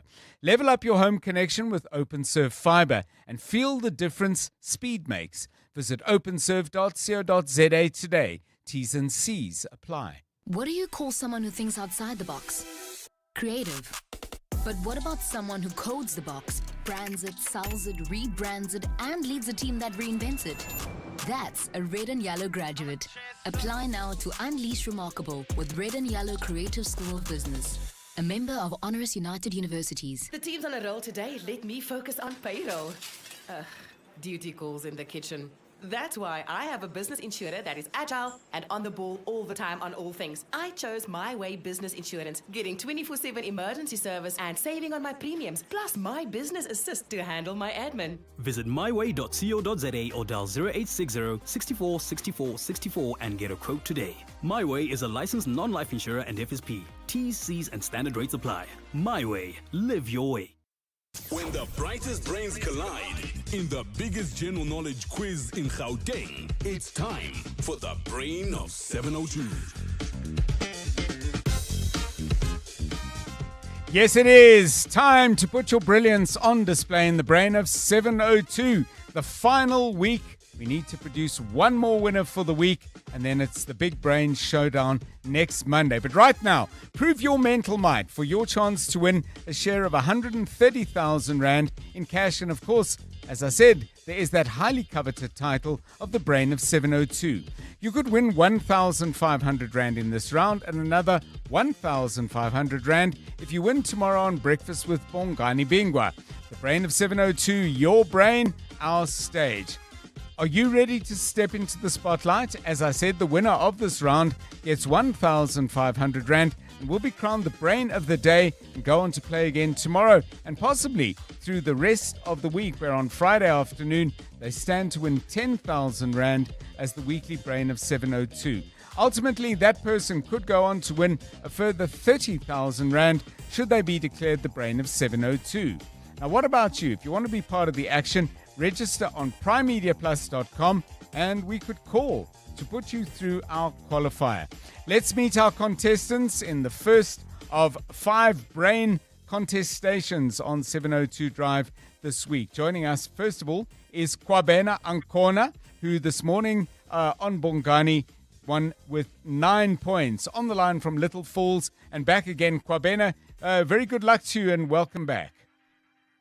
Thank you. Joining us from on the line from Eldorado Park in the south part of Joburg, Gladwin Hillman, playing for the first time this year. Gladwin, welcome to you as well, and same best of luck to you. Good afternoon. Thank you, John. Right. The rules. Brief but important. You have 60 seconds to answer 15 questions. The contestant who gets the most answers correct is the winner. If scores are equal, we will play sudden death. Remember, if I ask you to spell a word, do spell the word. You won't save time by not doing that. And let's get your answers nice and promptly, please. Okay, the rules are in place and understood. Ancona. Kwabena Ancona, your time starts now. 3, 2, 1. Spell the word kneecap. Kneecap. Correct. True or false in politics? COPE stands for Congress of the People. True. Correct. Complete the saying. Procrastination is the what of time? Thief. Correct. In which province is the town Springbok? Northern Cape. Correct. Which condition is usually treated with insulin? Diabetes. Correct. Which superhero said, "I'm always angry"? Daredevil or the Hulk? Pass. The Hulk's bump, set, and spike are terms from which ball sport? Hello? Bump, set, and spike are terms from which ball sport? Tennis.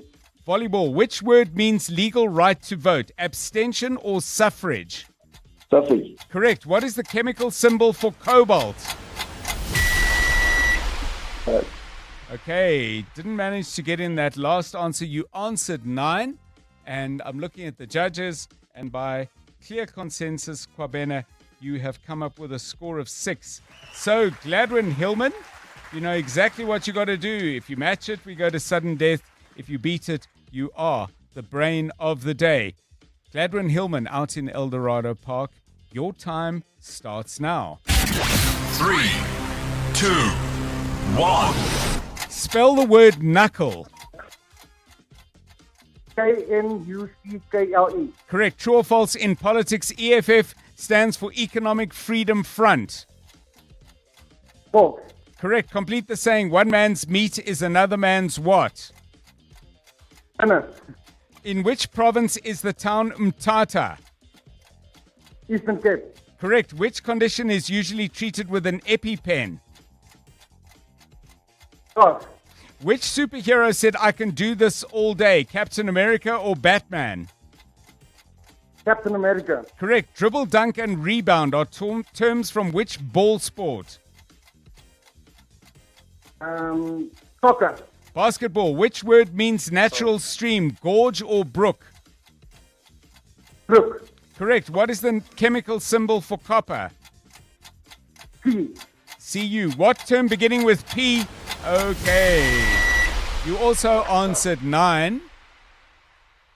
Gladwin Hillman answered 9. And Gladwin, you came up just one short. You got 5 of those correct. So, Kwabena Ancona, you were a winner this morning. You are a winner this afternoon. Congratulations. You are our reigning brain and the brain of the day. And you've won 1,500 Rand thanks to 702. Kwabena, we'll see you back bright and early tomorrow with Bongani Bingwa on The Breakfast Show. And if you're still standing after that round, well, you'll be back with us on 702 Drive. You will be the brain of the day and continue the battle for brilliance. Now, still time for you for a chance to prove your mental might and to win your share of 130,000 Rand. Visit primemediaplus.com to register. You could become the brain of 702 and walk away with the ultimate general knowledge prize. 4 more rounds to go. No, 4 more days to go. 8 more rounds. I'm looking forward to it. It's 7 minutes to 5. You're now listening to 702 Afternoon Drive with John Perlman. Brought to you by Telkom Business. Possible begins here. You're with John Perlman on 702. Let's walk the talk. Well, let's now step away from all the mundane and difficult and maddening problems on planet Earth and talk about this. A groundbreaking study led by the University of Pretoria has opened a new radio astronomy frontier using the Meerkat radio telescope and some other tools besides. They have discovered the most distant hydroxyl mega maser ever detected. No, I have no idea what that is, except that it's described as a natural space laser, and the one they found is more than 8 billion light years away. It's fascinating science, and to make sense of it all, we're joined now by Dr. Tato Manamela, who is the lead author of the study. He's a postdoctoral researcher at the University of Pretoria. Dr. Manamela, welcome, and thanks very much for your time. Tell us what you found, and tell us, were you looking for this, or was it something that you found while searching for other things? Good afternoon. Good afternoon. Thanks for having me. So yeah, let me start with the your last question. Yes. So this was a proposal by my PhD supervisor, Prof. Roger Dean, and the co-authors. So initially, they wrote a proposal in order to study neutral hydrogen, which is a fuel for forming stars or for star formation. Right. And then, yeah, due to this was detected using the Meerkat telescope, which is hosted in the Northern Cape in the Karoo. And since the telescope is so excellent and it can observe a wide band of frequencies, one of the things that they found was this detection of this light that is in the form of a laser or a natural laser. So what is it? What we're seeing here, we're seeing a natural laser that is caused by two colliding galaxies that are far away back in the early universe. So what we're seeing now is that it's giving us an insight of how galaxies were interacting back in the early universe, how they were colliding, and how stars were forming back in the early universe, where stars were forming more, and Yes. again, galaxies were colliding more back in the early universe. Yeah. I want to come back to the science as I try and get my brain around all of it. But can we? Is there a moment where you or someone else says, "Whoa, have a look at this," or is it not like that? I mean, is this a eureka moment, or is it different? Yeah. So the data, my supervisor showed me the data. Mhm. So at first, my initial project was to search for this type of galaxies, especially in the early universe. So this study has been going on, especially for galaxies in the near universe. So, and then my supervisor just showed me this data. Let's have a look at this galaxy here, and then try to see what we can get out of it. And then, yeah, we found a OH mega maser, which is a natural laser. And then, yeah, next thing we know it's big. Yeah. I hope I've understood this correctly. The fact that it's so far away and even allowing for the speed at which light travels, what you're witnessing is something that happened a long time ago. Am I correct in that understanding? Because I'm responding to what you said. This gives us insights into how things change in galaxies far, far away, to use a cliche. Is that correct? And if so, what is the significance for science? So you are telling the truth that we are seeing light as it was 8 billion years ago. Goodness me. Yeah, so a light here in definition is just a definition of length, since we're dealing with cosmic objects. So as the distances are astronomical. So to make it easier to comprehend, we measure them in light years, meaning that, for example, a light year in definition is the time it takes light to travel in a year. Right. Yeah. So whereby the speed of light is a large number in kilometers.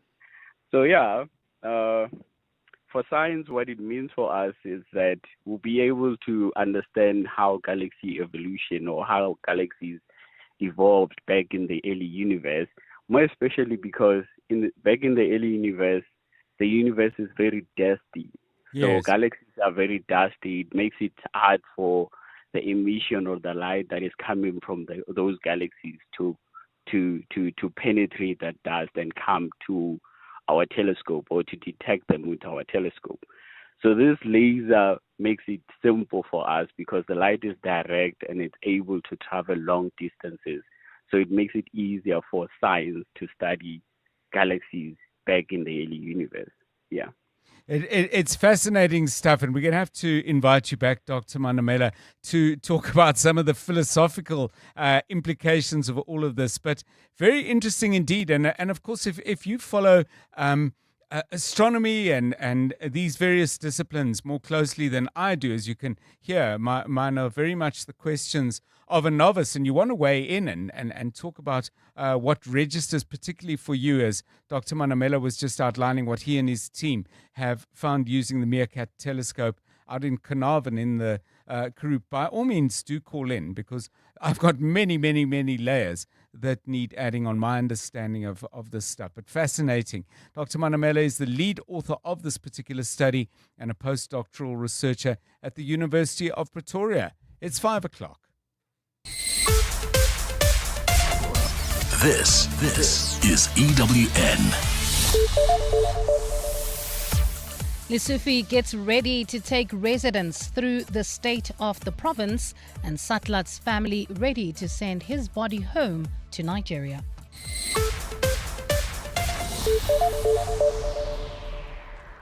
Good afternoon, I'm Bali Lamini. Gauteng Premier Panyaza Lesufi will deliver his fourth State of the Nation address this evening under a cloud of criticism as Joburg grapples with a deepening water crisis. The SOPA is set to begin at 6 o'clock at the Nasrec Expo Centre in Johannesburg. Opposition parties and some critics have accused Lesufi of using the address to make unrealistic promises to Gauteng residents. Thabiso Koba reports. One of Panyaza Lesufi's most notable promises to date was in his 2023 SOPA, where he promised the Gauteng government would establish a state-owned bank and a pharmaceutical company. We've also mandated Provincial Treasurer to lead the implementation of a state-owned developmental bank of our own in our province. However, 3 years later, neither of these entities have seen the light of day. Lesufi's other SOPA promises include the expansion of Gautrain routes, e-panic buttons, and an 800-megawatt solar farm, all of which are reportedly still in the pipeline. One promise he has, however, managed to keep was the scrapping of the controversial e-tolls to the delight of motorists. By the 31st of March this year, the formal process to switch off and de-link e-tolls will begin, and e-tolls will be history in our province. In the past, Lesufi has also used his SOPAs to promise jobs for unemployed young people.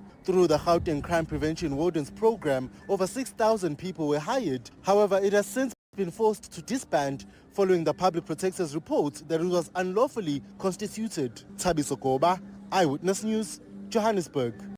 Northwest businessman Brown Mokhotsi will finally have his day to respond to allegations of interfering in police matters in Parliament.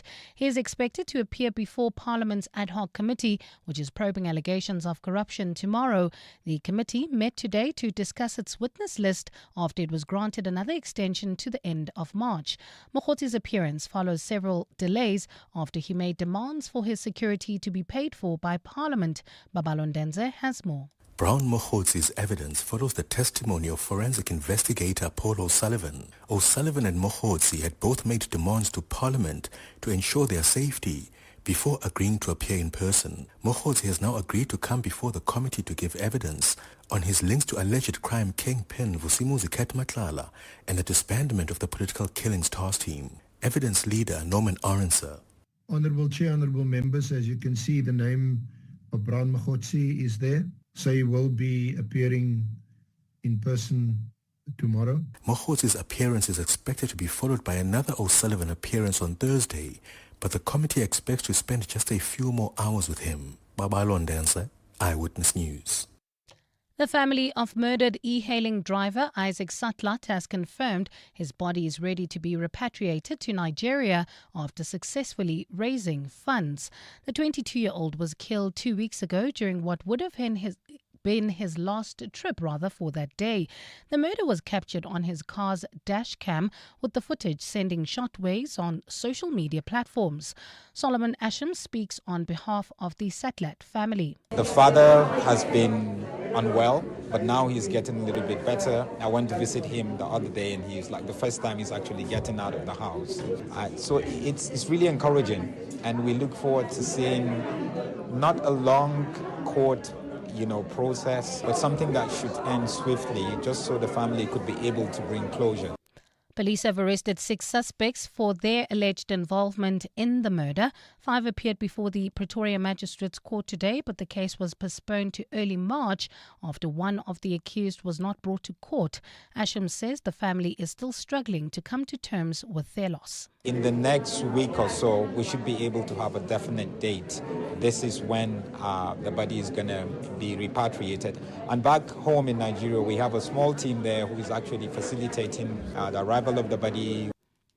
We shift our focus to this now. Experts at auditing firm Deloitte expect less infighting in the government of national unity ahead of this week's national budget. This comes as concerns mount over how the GNU partners can agree on fiscal priorities this year after a tough start to the 2025 budget. Last year's budget was marked by disagreement over Treasury's proposal to increase the VAT initially by 2 percentage points and then by 1 percentage point over 2 years.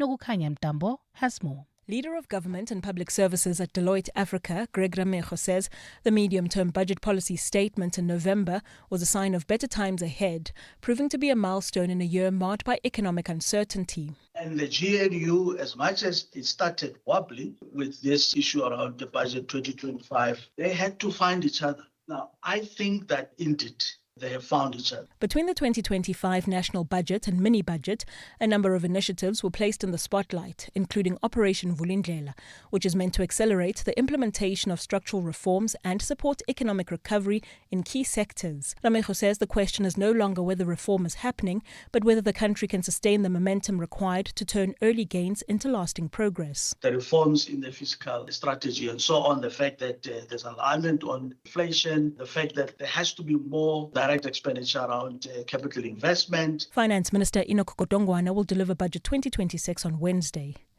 Nogukanya Mtambo, Eyewitness News. And in Mexico, violence has erupted across 20 states following the death of the leader of the Jalisco New Generation cartel, Nemesio Cervantes, better known as El Mencho, died in custody yesterday shortly after being captured by special forces. Mexico's most wanted man died after he was seriously injured in a gunfight between his bodyguards and military commandos. Members of his cartel have now taken to the streets, torching businesses and erecting some blockades. Cartel members have also set alight dozens of banks as well as local businesses such as pharmacies.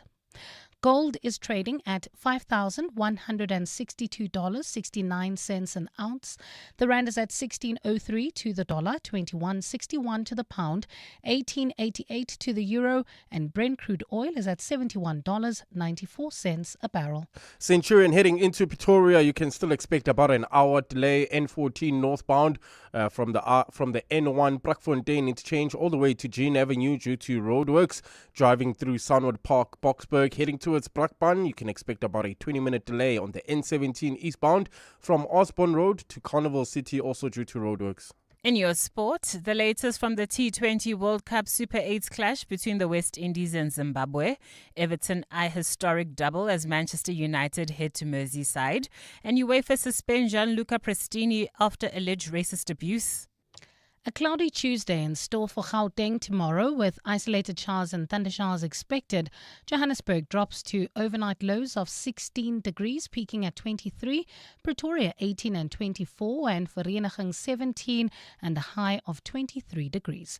The top story in EWN this hour, Gauteng Premier Panyaza Lesufi will deliver his fourth State of the Province address this evening under a cloud of criticism as Joburg grapples with a deepening water crisis. EWN, in touch, in tune, and independent. For the latest, visit ewn.co.za or download the EWN app. 702. Drive home with John Perlman John Perlman, 3 to 6 p.m. on 92.7 and 106 FM. Let's walk the talk. 702 Drive, it's 9 minutes past 5. Great to have you with us on the show. Coming up in the next half an hour, or over the next half an hour, we're going to be talking to Acting Police Minister Feroz Kachalia. Crime stats released at the end of the week covering the last 3 months of 2025. We're going to dig deeper and try and answer some of the questions that were raised by many of you and by analysts as well as to what these stats actually tell us about the fight against crime in South Africa. The Minister joining us for that shortly. Stephen Curtis will step in with the latest from the markets, tell you what he's going to be doing between 6 and 8 on The Money Show. We'll make sure you've got all the traffic news that you need. And later in the show, much later, we're going to enjoy some music. This is 702 Drive. We've been asking you a couple of questions about siblings and sibling rivalry. A few of you have got things to say about that. And I was commenting a little bit earlier about how when I thought the Madlanga Commission was looking at allegations that impalas had been given to senior police people by Kat Matlala, I thought there was a pseudonym, a euphemism, shall I rather say, for money. Impala, bucks, get it? But no, four-legged impalas, part of the conversation. Some of you had some thoughts on that as well. 702. WhatsApp John on 072 702 1702. Hi, John and the team. Speaking of sibling rivalry, Lilian Thuram, the 1998 France World Cup winner, has 2 sons. The eldest, Marcus, he plays for Inter Milan in the Serie A, and the youngest, Catherine, plays for Juventus as well. So whenever Inter Milan and Juventus are playing, I wonder which son he supports, since he used to play for Juventus as well. Hi, John. New Zealand national rugby team's got interesting ones. Got Jody Barrett, Scott Barrett, and Baden Barrett. 3 in 1. If they play all of them in one game, you'll see chaos. So those are the 3 siblings. Good afternoon, John. This is Kabelo from Pretoria. I actually thought by impalas they were referring to game meat, or in fact, specifically, I thought they were talking about biltong or something like that. I never thought they were talking about real animals. Join me in I don't know if we're a small club or a medium-sized club, but yeah, as I said earlier, I was completely confused about that. 12 minutes past 5. Let's not get you confused about the traffic. EWN Traffic.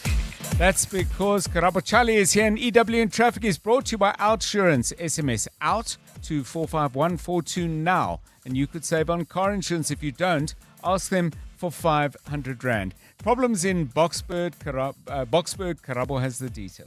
Yeah, we still have issues in the Boksburg Sunwood Park area heading towards Brakpan. Expect about a 20-minute delay. N17 eastbound.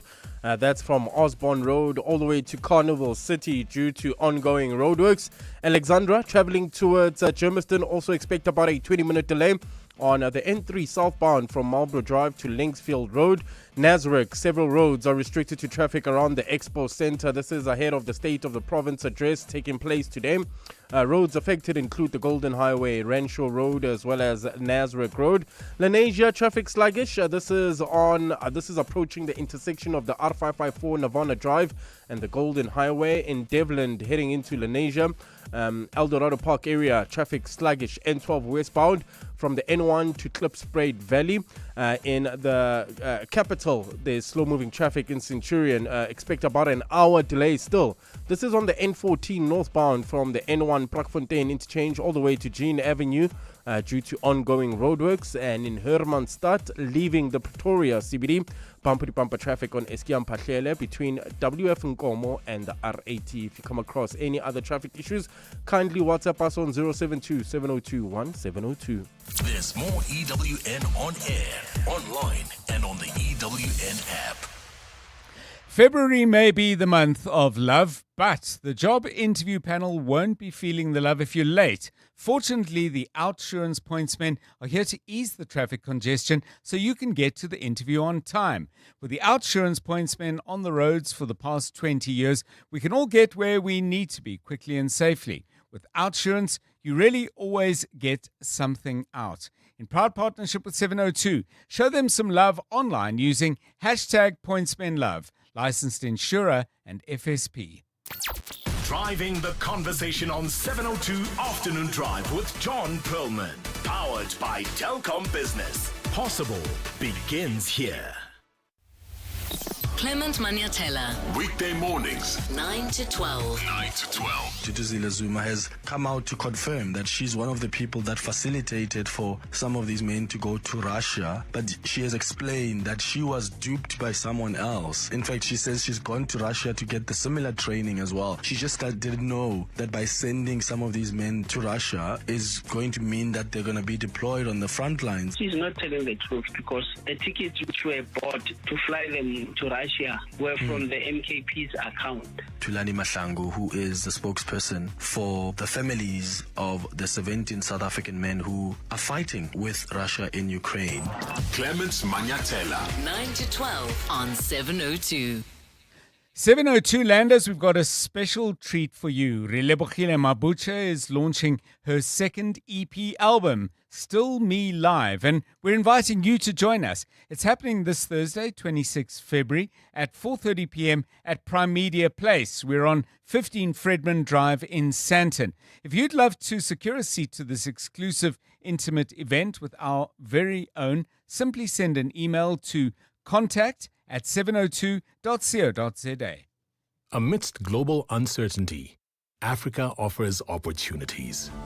At the African Markets Conference 2026, decision makers from across Africa and the world will explore how policy reform, market development, and private capital can accelerate sustainable growth across the continent at scale.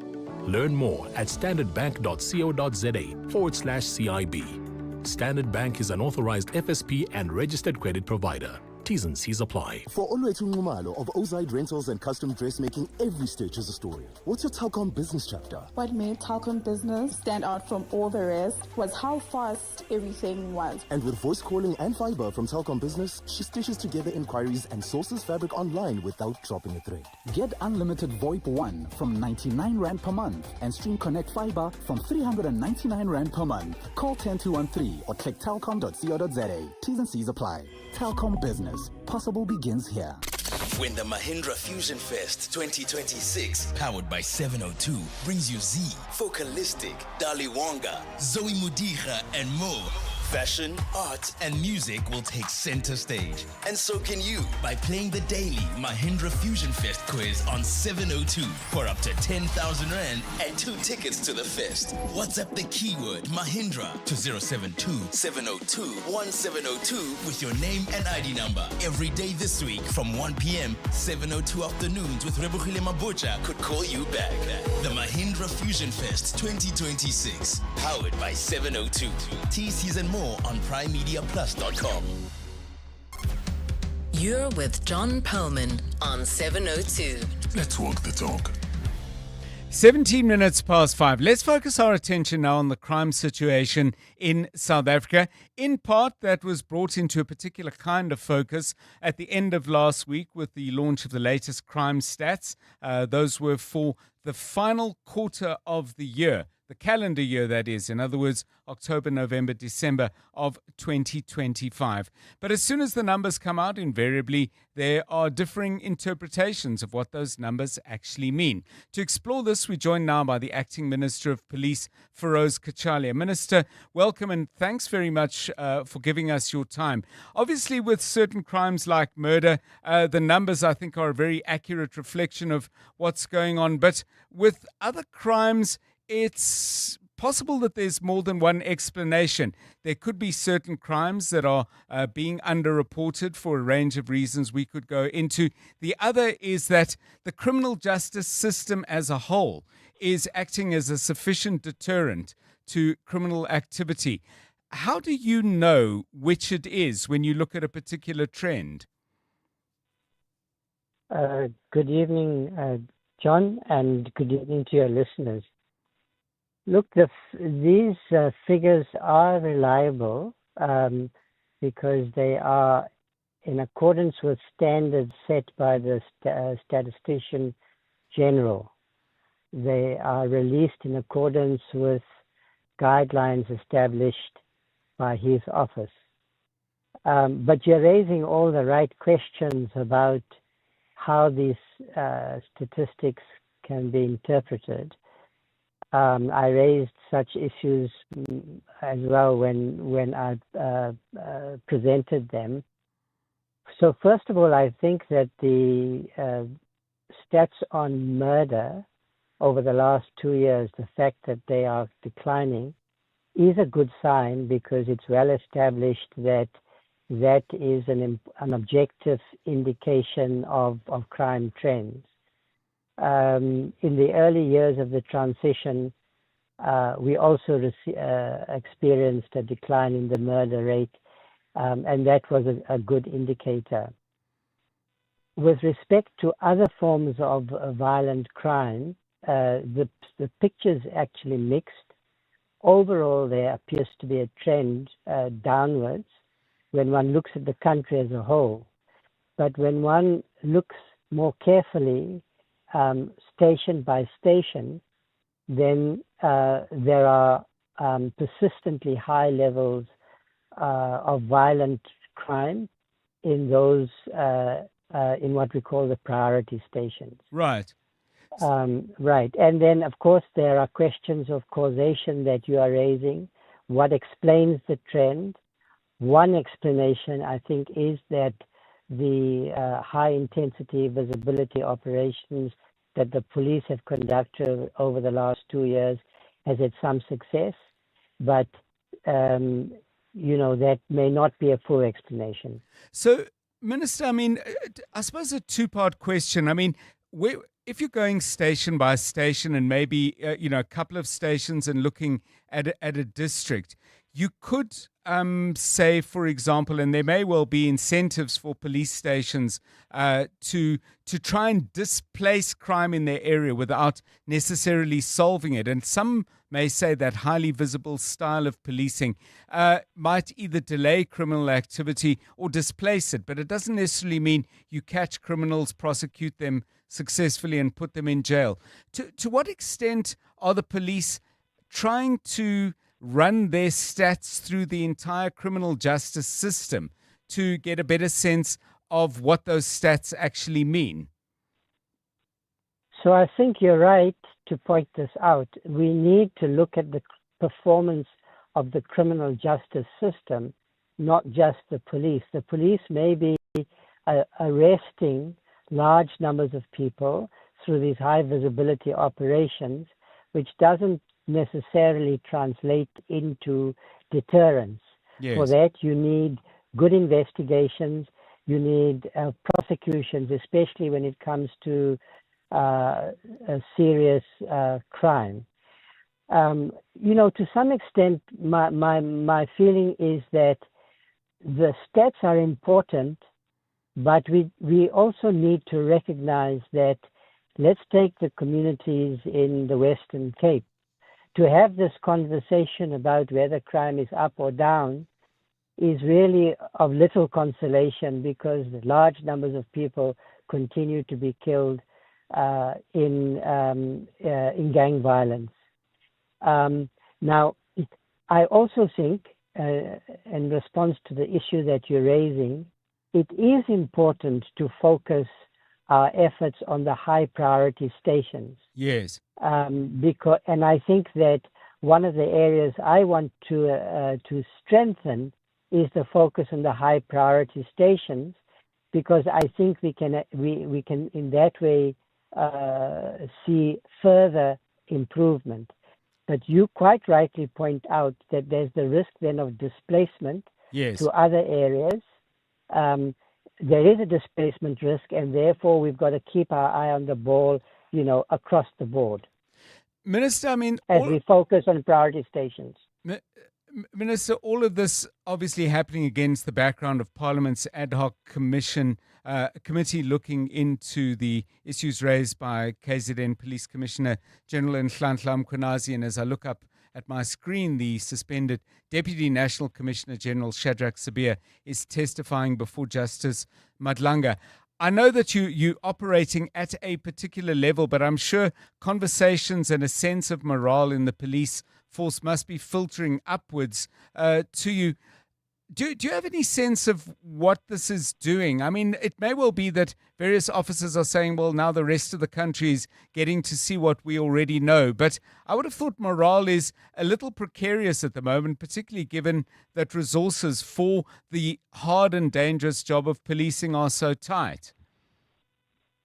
Yes, I think that's right. If you anyone watching these inquiries, whether it's the Madlanga Commission or the Ad Hoc Commission, will be alarmed by what is being revealed. And I worry about the way in which, especially ordinary police officers, the officers on the ground, are filtering this information, because what they're seeing is misconduct at the very top of the organization. But I am saying both to the country and to the police service, and generally to, in conversations in government and so forth, that this is a reset moment. What is being revealed is telling us what needs to be done, creating also the momentum, the possibility for taking the kind of action that can reset policing over the next decade. And we should now be having that conversation in the country about what kind of police service we want to see emerge from this debacle, from this crisis moment in the next decade. The one thing that's really struck me, Minister, is just how many generals we have, whether they're appearing directly before either of the two hearings or in the references and discussions that are going on. Is that an issue that needs addressing? I'm not necessarily suggesting it's an immediate priority, but it does appear to me that head office is pretty full and resources at levels where there's, as I described it, the dangerous and difficult engagement with crime syndicates and individual criminals. Those resources appear to be shrinking all the time. Absolutely right, John. I think that there is a conversation to be had about whether SAPS is top-heavy, whether the structures of decision-making in SAPS, which is a large national organization, are the appropriate ones from the point of view of performance, efficiency, and accountability. It is something that needs to be examined as part of what I'm calling the reset agenda. As a national police service that operates across the country, are there ways in which decision-making should be structured in a way that achieves more efficiency, more accountability over time? Yes, I think that should be part of the conversation. Thanks very much. Acting Police Minister Feroz Kachalia joining us on 702 Drive and bringing us to 27 minutes past 5. EWN Business. Stephen Curtis, good afternoon to you. Looked like a good start to the week, but things, of course, can change unless they didn't. Indeed, John, good afternoon. Really all about Trump's tariffs, what's driving the markets internationally at the moment. The dollar is weaker. Gold is slightly higher. That's pushed the dollar below the 16 Rand to the dollar level again. It's pushed the JSE All-Share up 1.65% at 125,052 points. Financials up 0.08. Industrials up 0.55. Resources up 4.2%, John, and that's just mainly because gold and platinum have gone so much higher today. Perhaps the story of the day, though, probably around SPAR, and they've ended the day down over 9%. That's after they issued a trading statement today for the 18 weeks to the end of January, and they suggest there that if you look at their numbers, it's kind of not looking great. So their South African operations up just 0.9% in that period, like-for-like retail sales up by by 1.9%.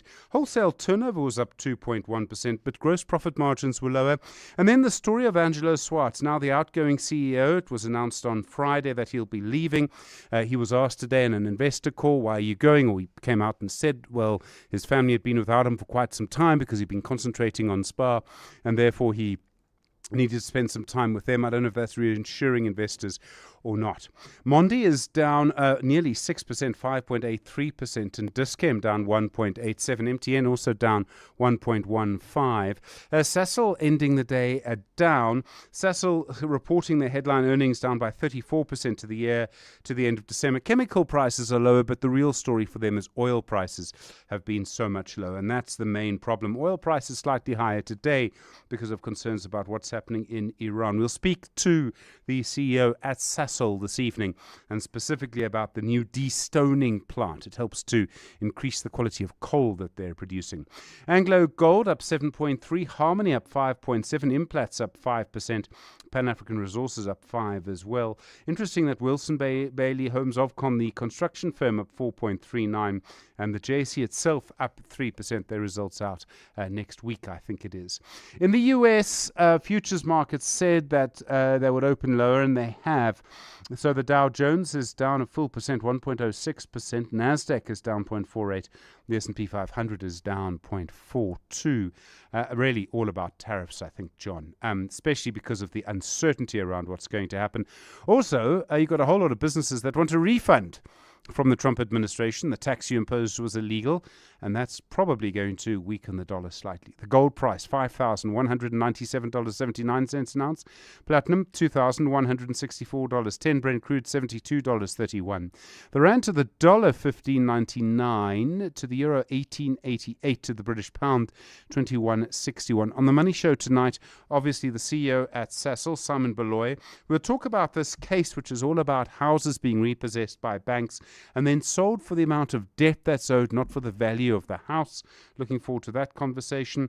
A different way of understanding what's going on, Tongaat Hewlett. We'll talk about municipal bills in Cape Town. There's been so many complaints. I'll also ask you for the strangest charge you've ever found on your municipal bill. I'm looking forward to that. And then we'll speak to the entertainment lawyer, Palesa Maseko, and what her business does and how it all works tonight on The Money Show. Stephen Curtis, EWN Business. Thanks, Stephen. 29 minutes to 6. Right, let's get right back into what's happening in the news with Mbali Dlamini.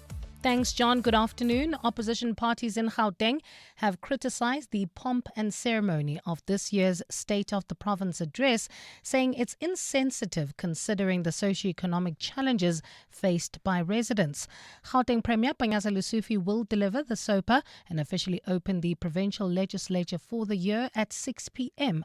This year's SOPA is taking place at the Nasrec Expo Centre in Johannesburg. Thabiso Koba joins us live now from that venue. Thabiso, why are opposition parties criticizing today's event?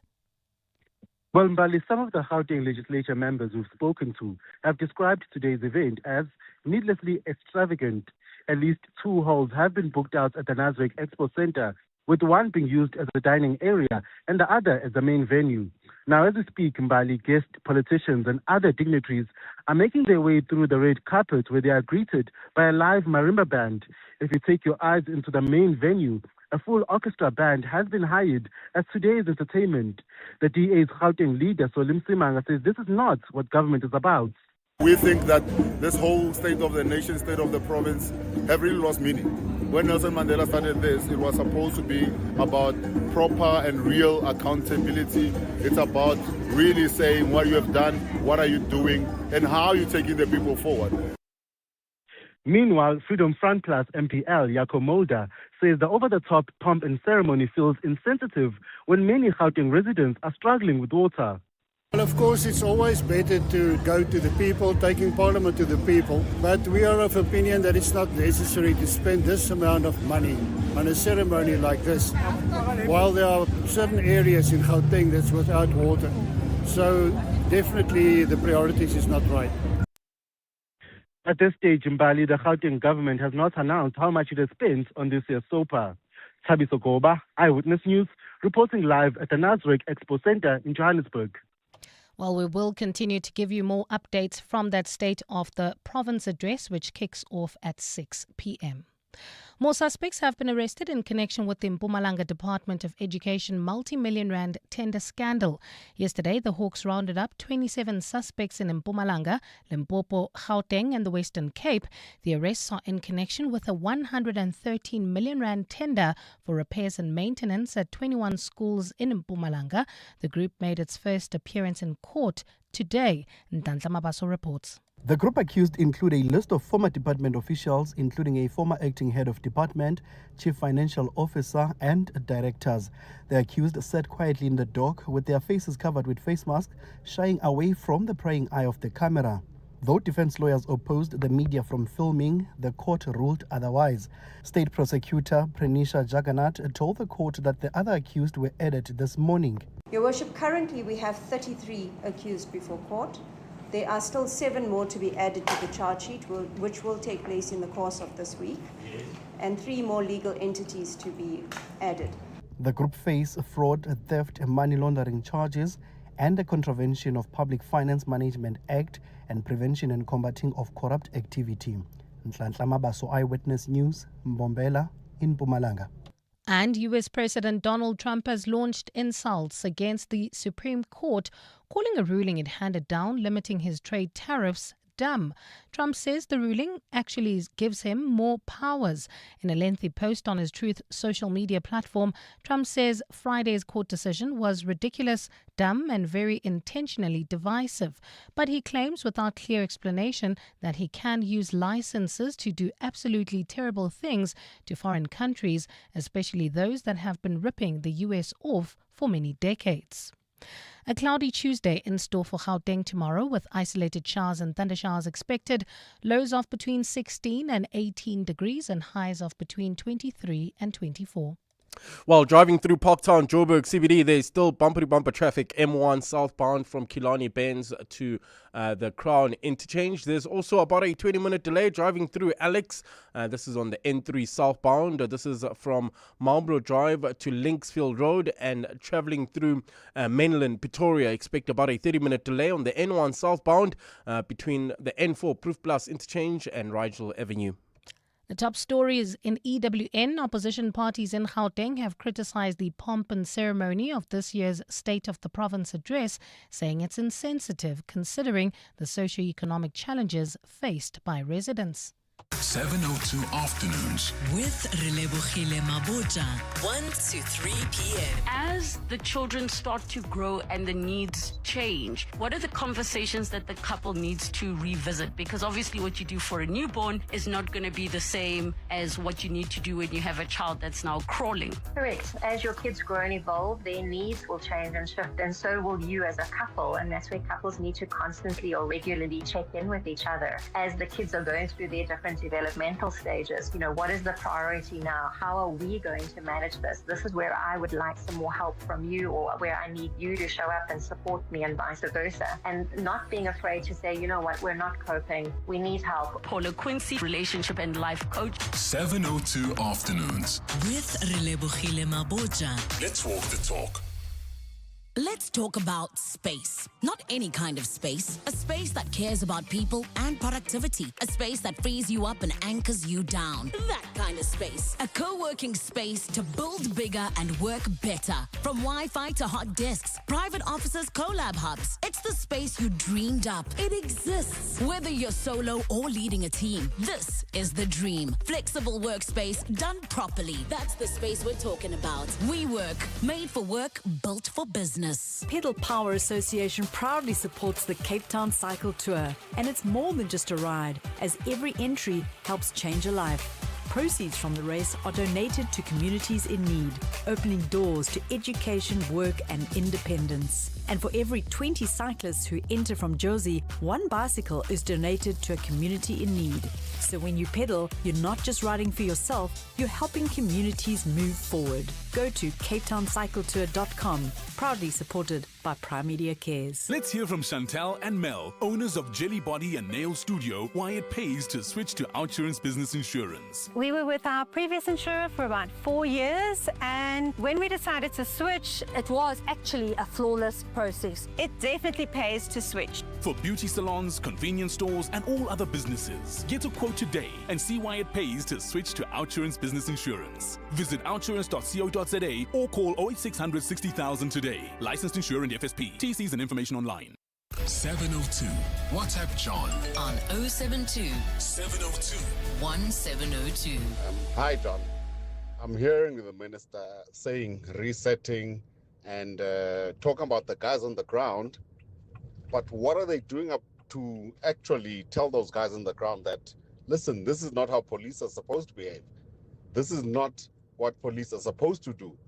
When the guys at the top are the example and we just saying reset, what the hell does it mean?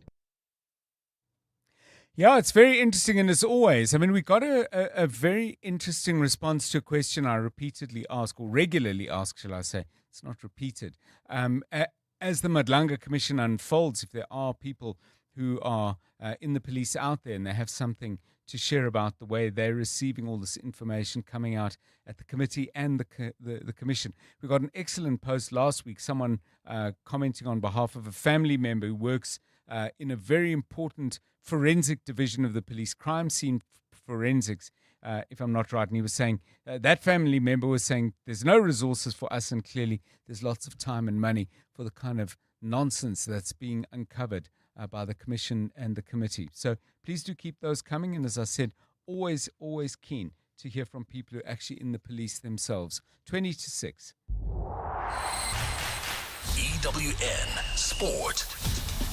Same group as the Proteas and India. Zimbabwe up against West Indies. So it's an important match from our perspective as well. Tolakele Mganga with the latest on what's happening at the T20 World Cup. Good afternoon. Afternoon, John. And Shimron Hetmeyer's top score of 85 helped the West Indies post 254 for 6. That's in their Super 8s clash against Zimbabwe, while Richard Ngavara and Blessing Mazarabane took 2 wickets each.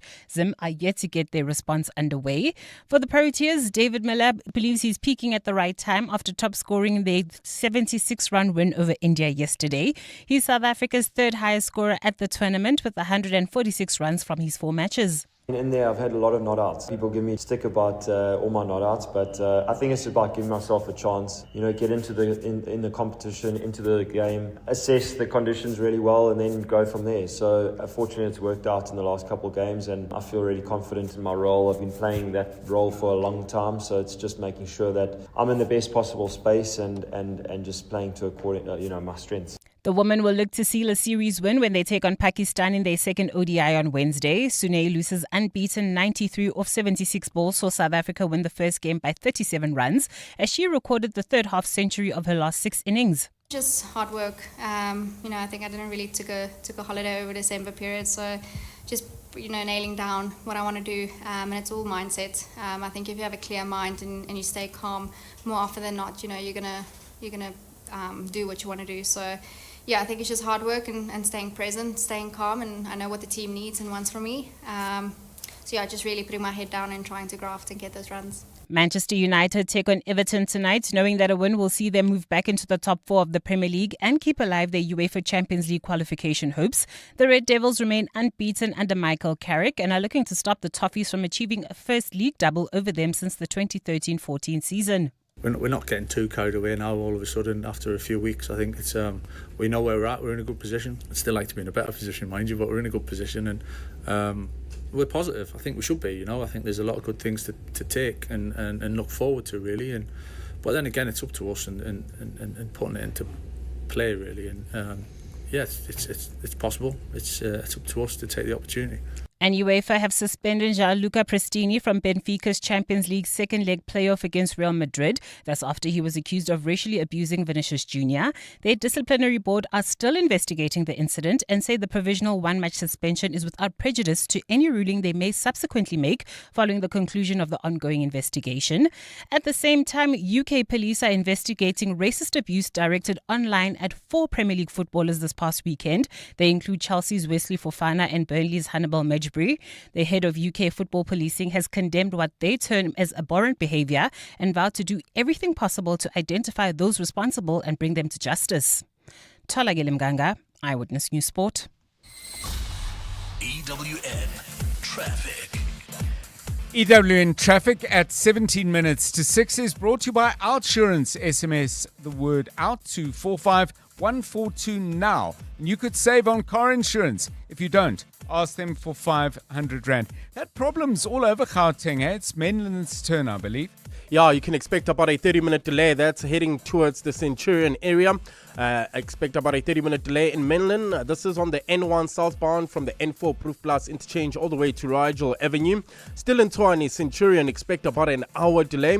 N14 northbound heading into the Pretoria CBD. This is between the N1 Brakfontein interchange and Jean Avenue due to ongoing roadworks. Hermanstad leaving the Pretoria CBD. Bumper traffic on Eskiam Pahlele between WF Nkomo and the R80 Elanesia. Traffic remains a bit sluggish. This is approaching the intersection of the R554 Nirvana Drive and the Golden Highway. In Parktown, also traffic pressure.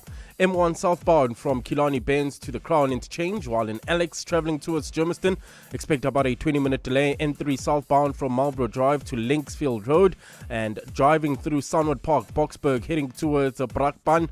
There's about a 20-minute delay on the N17 eastbound from Osborne Road to Carnival City due to roadworks. If you come across any other traffic issues, kindly WhatsApp us on 072 702 1702. There's more EWN on air, online, and on the EWN app. The Outsurance pointsmen know that every car on the road carries a story. Like a businesswoman on the way to the airport after sleeping through her alarm. Bags in the back, boarding pass on the dashboard. She prays she'll make her flight. Hope I make it. The Outsurance pointsmen know it's not just a car in traffic. It's the potential closing of a big deal. Every story is different and every story matters. That's why the Outsurance pointsmen have been doing what they do since 2005. In proud partnership with 702. Outsurance is a licensed insurer and FSP. Stay with 702 Afternoon Drive with John Perlman. Brought to you by Telkom Business. Possible begins here. You're with John Perlman on 702. 14 minutes to 6 on 702 Drive. Now, earlier in the show, we were talking about sibling rivalry.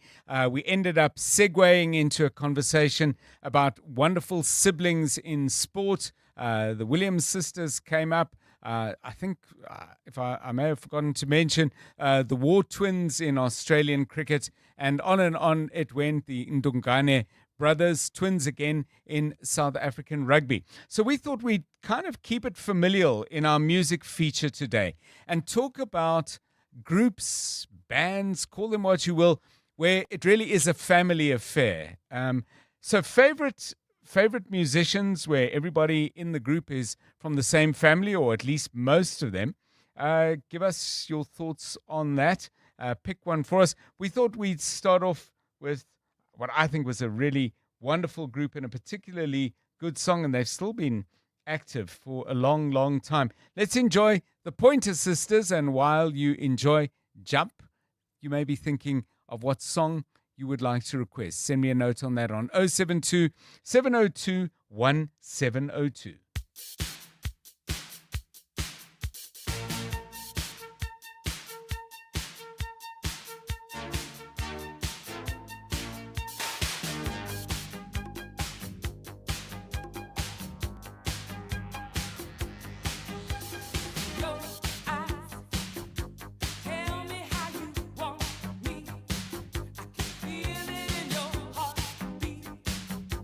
Know you like what you see.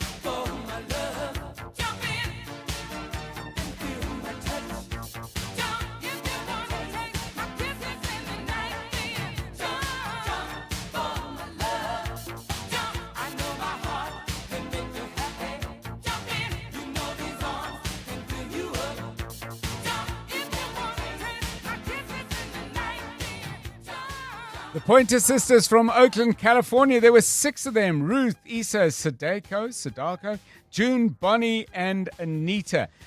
All daughters of a very religious family. Their father was a reverend, Elton Pointer, and his wife Sarah. They sang gospel music with their parents. Were told that rock and roll and the blues were the devil's music, according to Wikipedia. But they found a way to make music like that, which I think that song is brilliant. So, family bands, those that you like, those you want to remember, those you want to share with us, drop us a note, 072702 1702.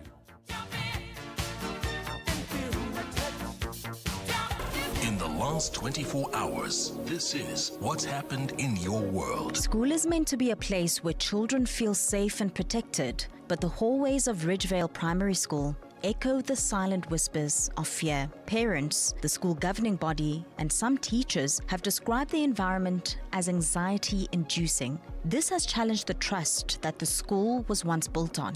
While multiple formal complaints have been lodged against the school and its principal, to date, no solutions have come. Some parents say the absence of feedback has undermined confidence in the department and the school and raised questions about whether adequate learner protection measures are in place.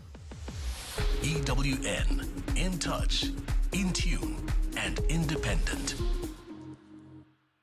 New deals for the Checkers Extravaganza are here. Save extra on top picks, like Coca-Cola Original Taste Less Sugar Soft Drink 2 litre any 3 for 69 Rand, Kellogg's All Brand Flakes 1 kg for 79.99, and Omo Auto Liquid Detergent 1.5 litres or capsules 14 per pack, any 2 for 145 Rand. Save 75 Rand.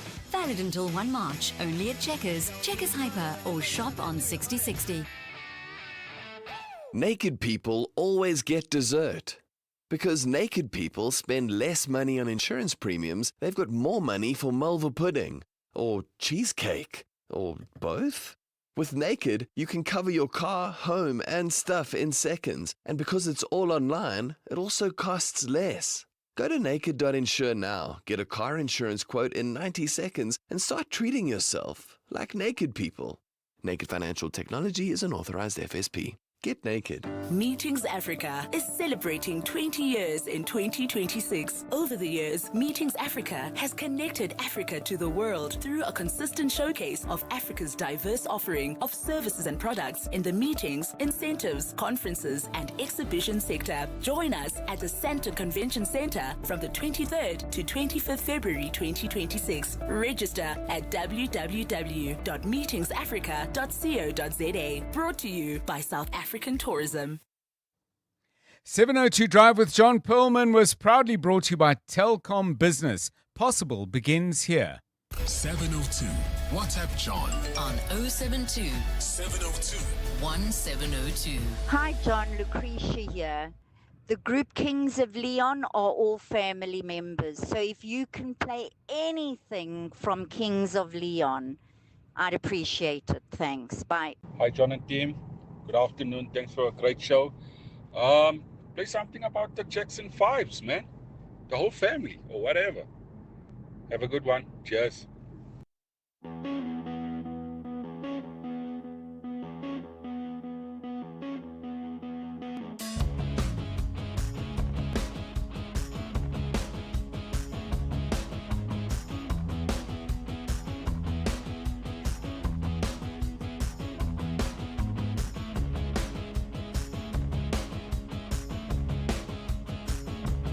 Lay where you're laying.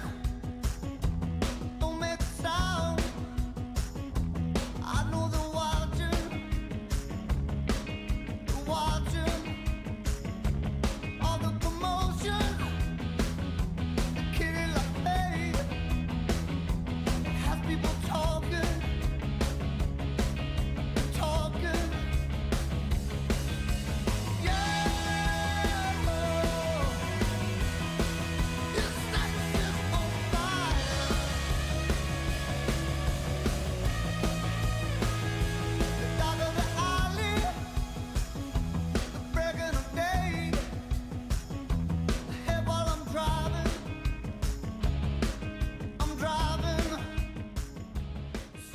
Kings of Leon from Juliet in Tennessee. Three brothers, Caleb, Nathan, and Jared Followell, their cousin Matthew Followell. That song from the early 2000s called Sex on Fire. Bands that were families as well. Hello, Dr. John and your team. I'm thinking about a South African group. I don't know if they're still together as a group or not, but they are called the Kuleskis, I believe. Mzwandile, the Hill Joburg South. Well, the Bee Gees is a family band. Pick any one of their songs.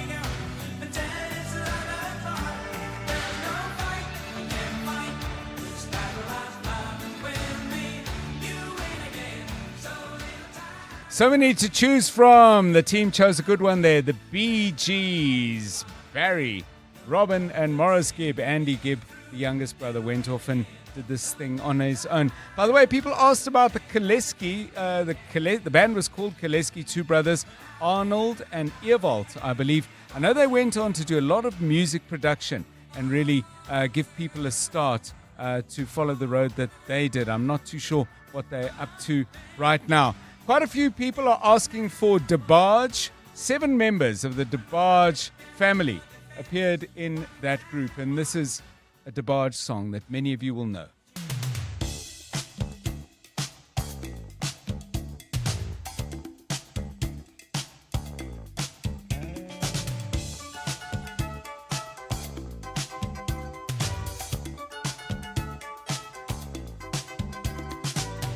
When it feels like the world is on your shoulders and all of the madness has got you going crazy, it's time to get out, step out into the street where all of the action is right there at your feet. Well, I know a place where we can dance the whole night away underneath the electric stars. Just come with me and we can shake your blues right away. You'll be doing fine once the music starts. Oh, feel the beat of the rhythm of the night.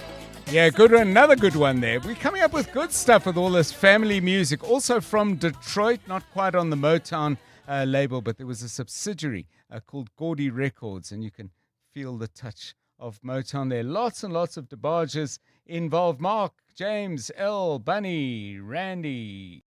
Yeah, a few of them. And there were more of them besides. Let's go back to your messages. Hi, John.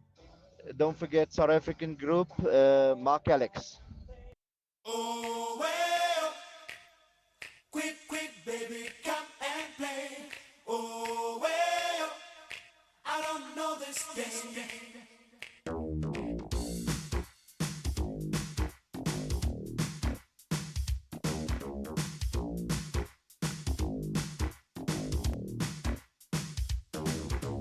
I was standing restless thinking what to do, and then I saw you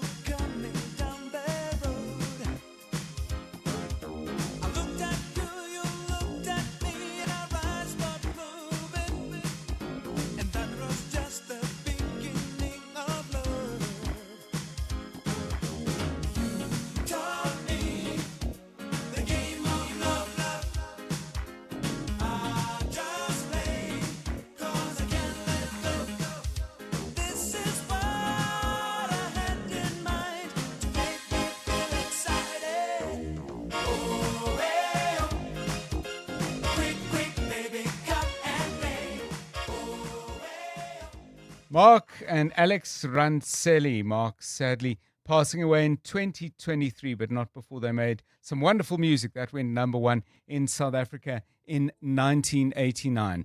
Lots of you sending us lots of stuff. We're not going to have time to play all of it. The Doobie Brothers has come up. What else? The Bee Gees, the Bala Brothers. This is a good one, though. The Neville Brothers. This one's called Fearless.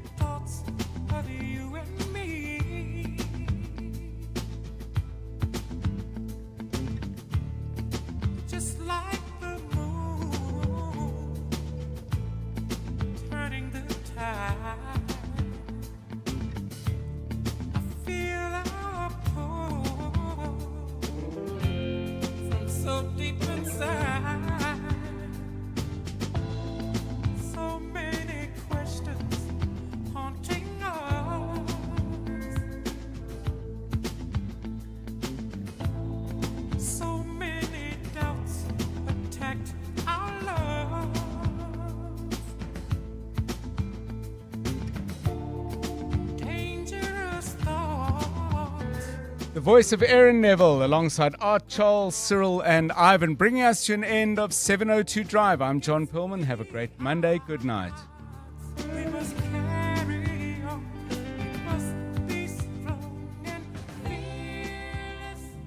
And now, The Money Show. With Stephen Grootes, live on 92.7 and 106 FM. Streaming on the Prime Media Plus app. And DSTV channel 856. The Money Show with Stephen Grootes is brought to you by Absa Corporate and Investment Banking, proud sponsor of the LMA ICMA Loan and Capital Markets Africa Summit 2026. Absa is a registered FSB.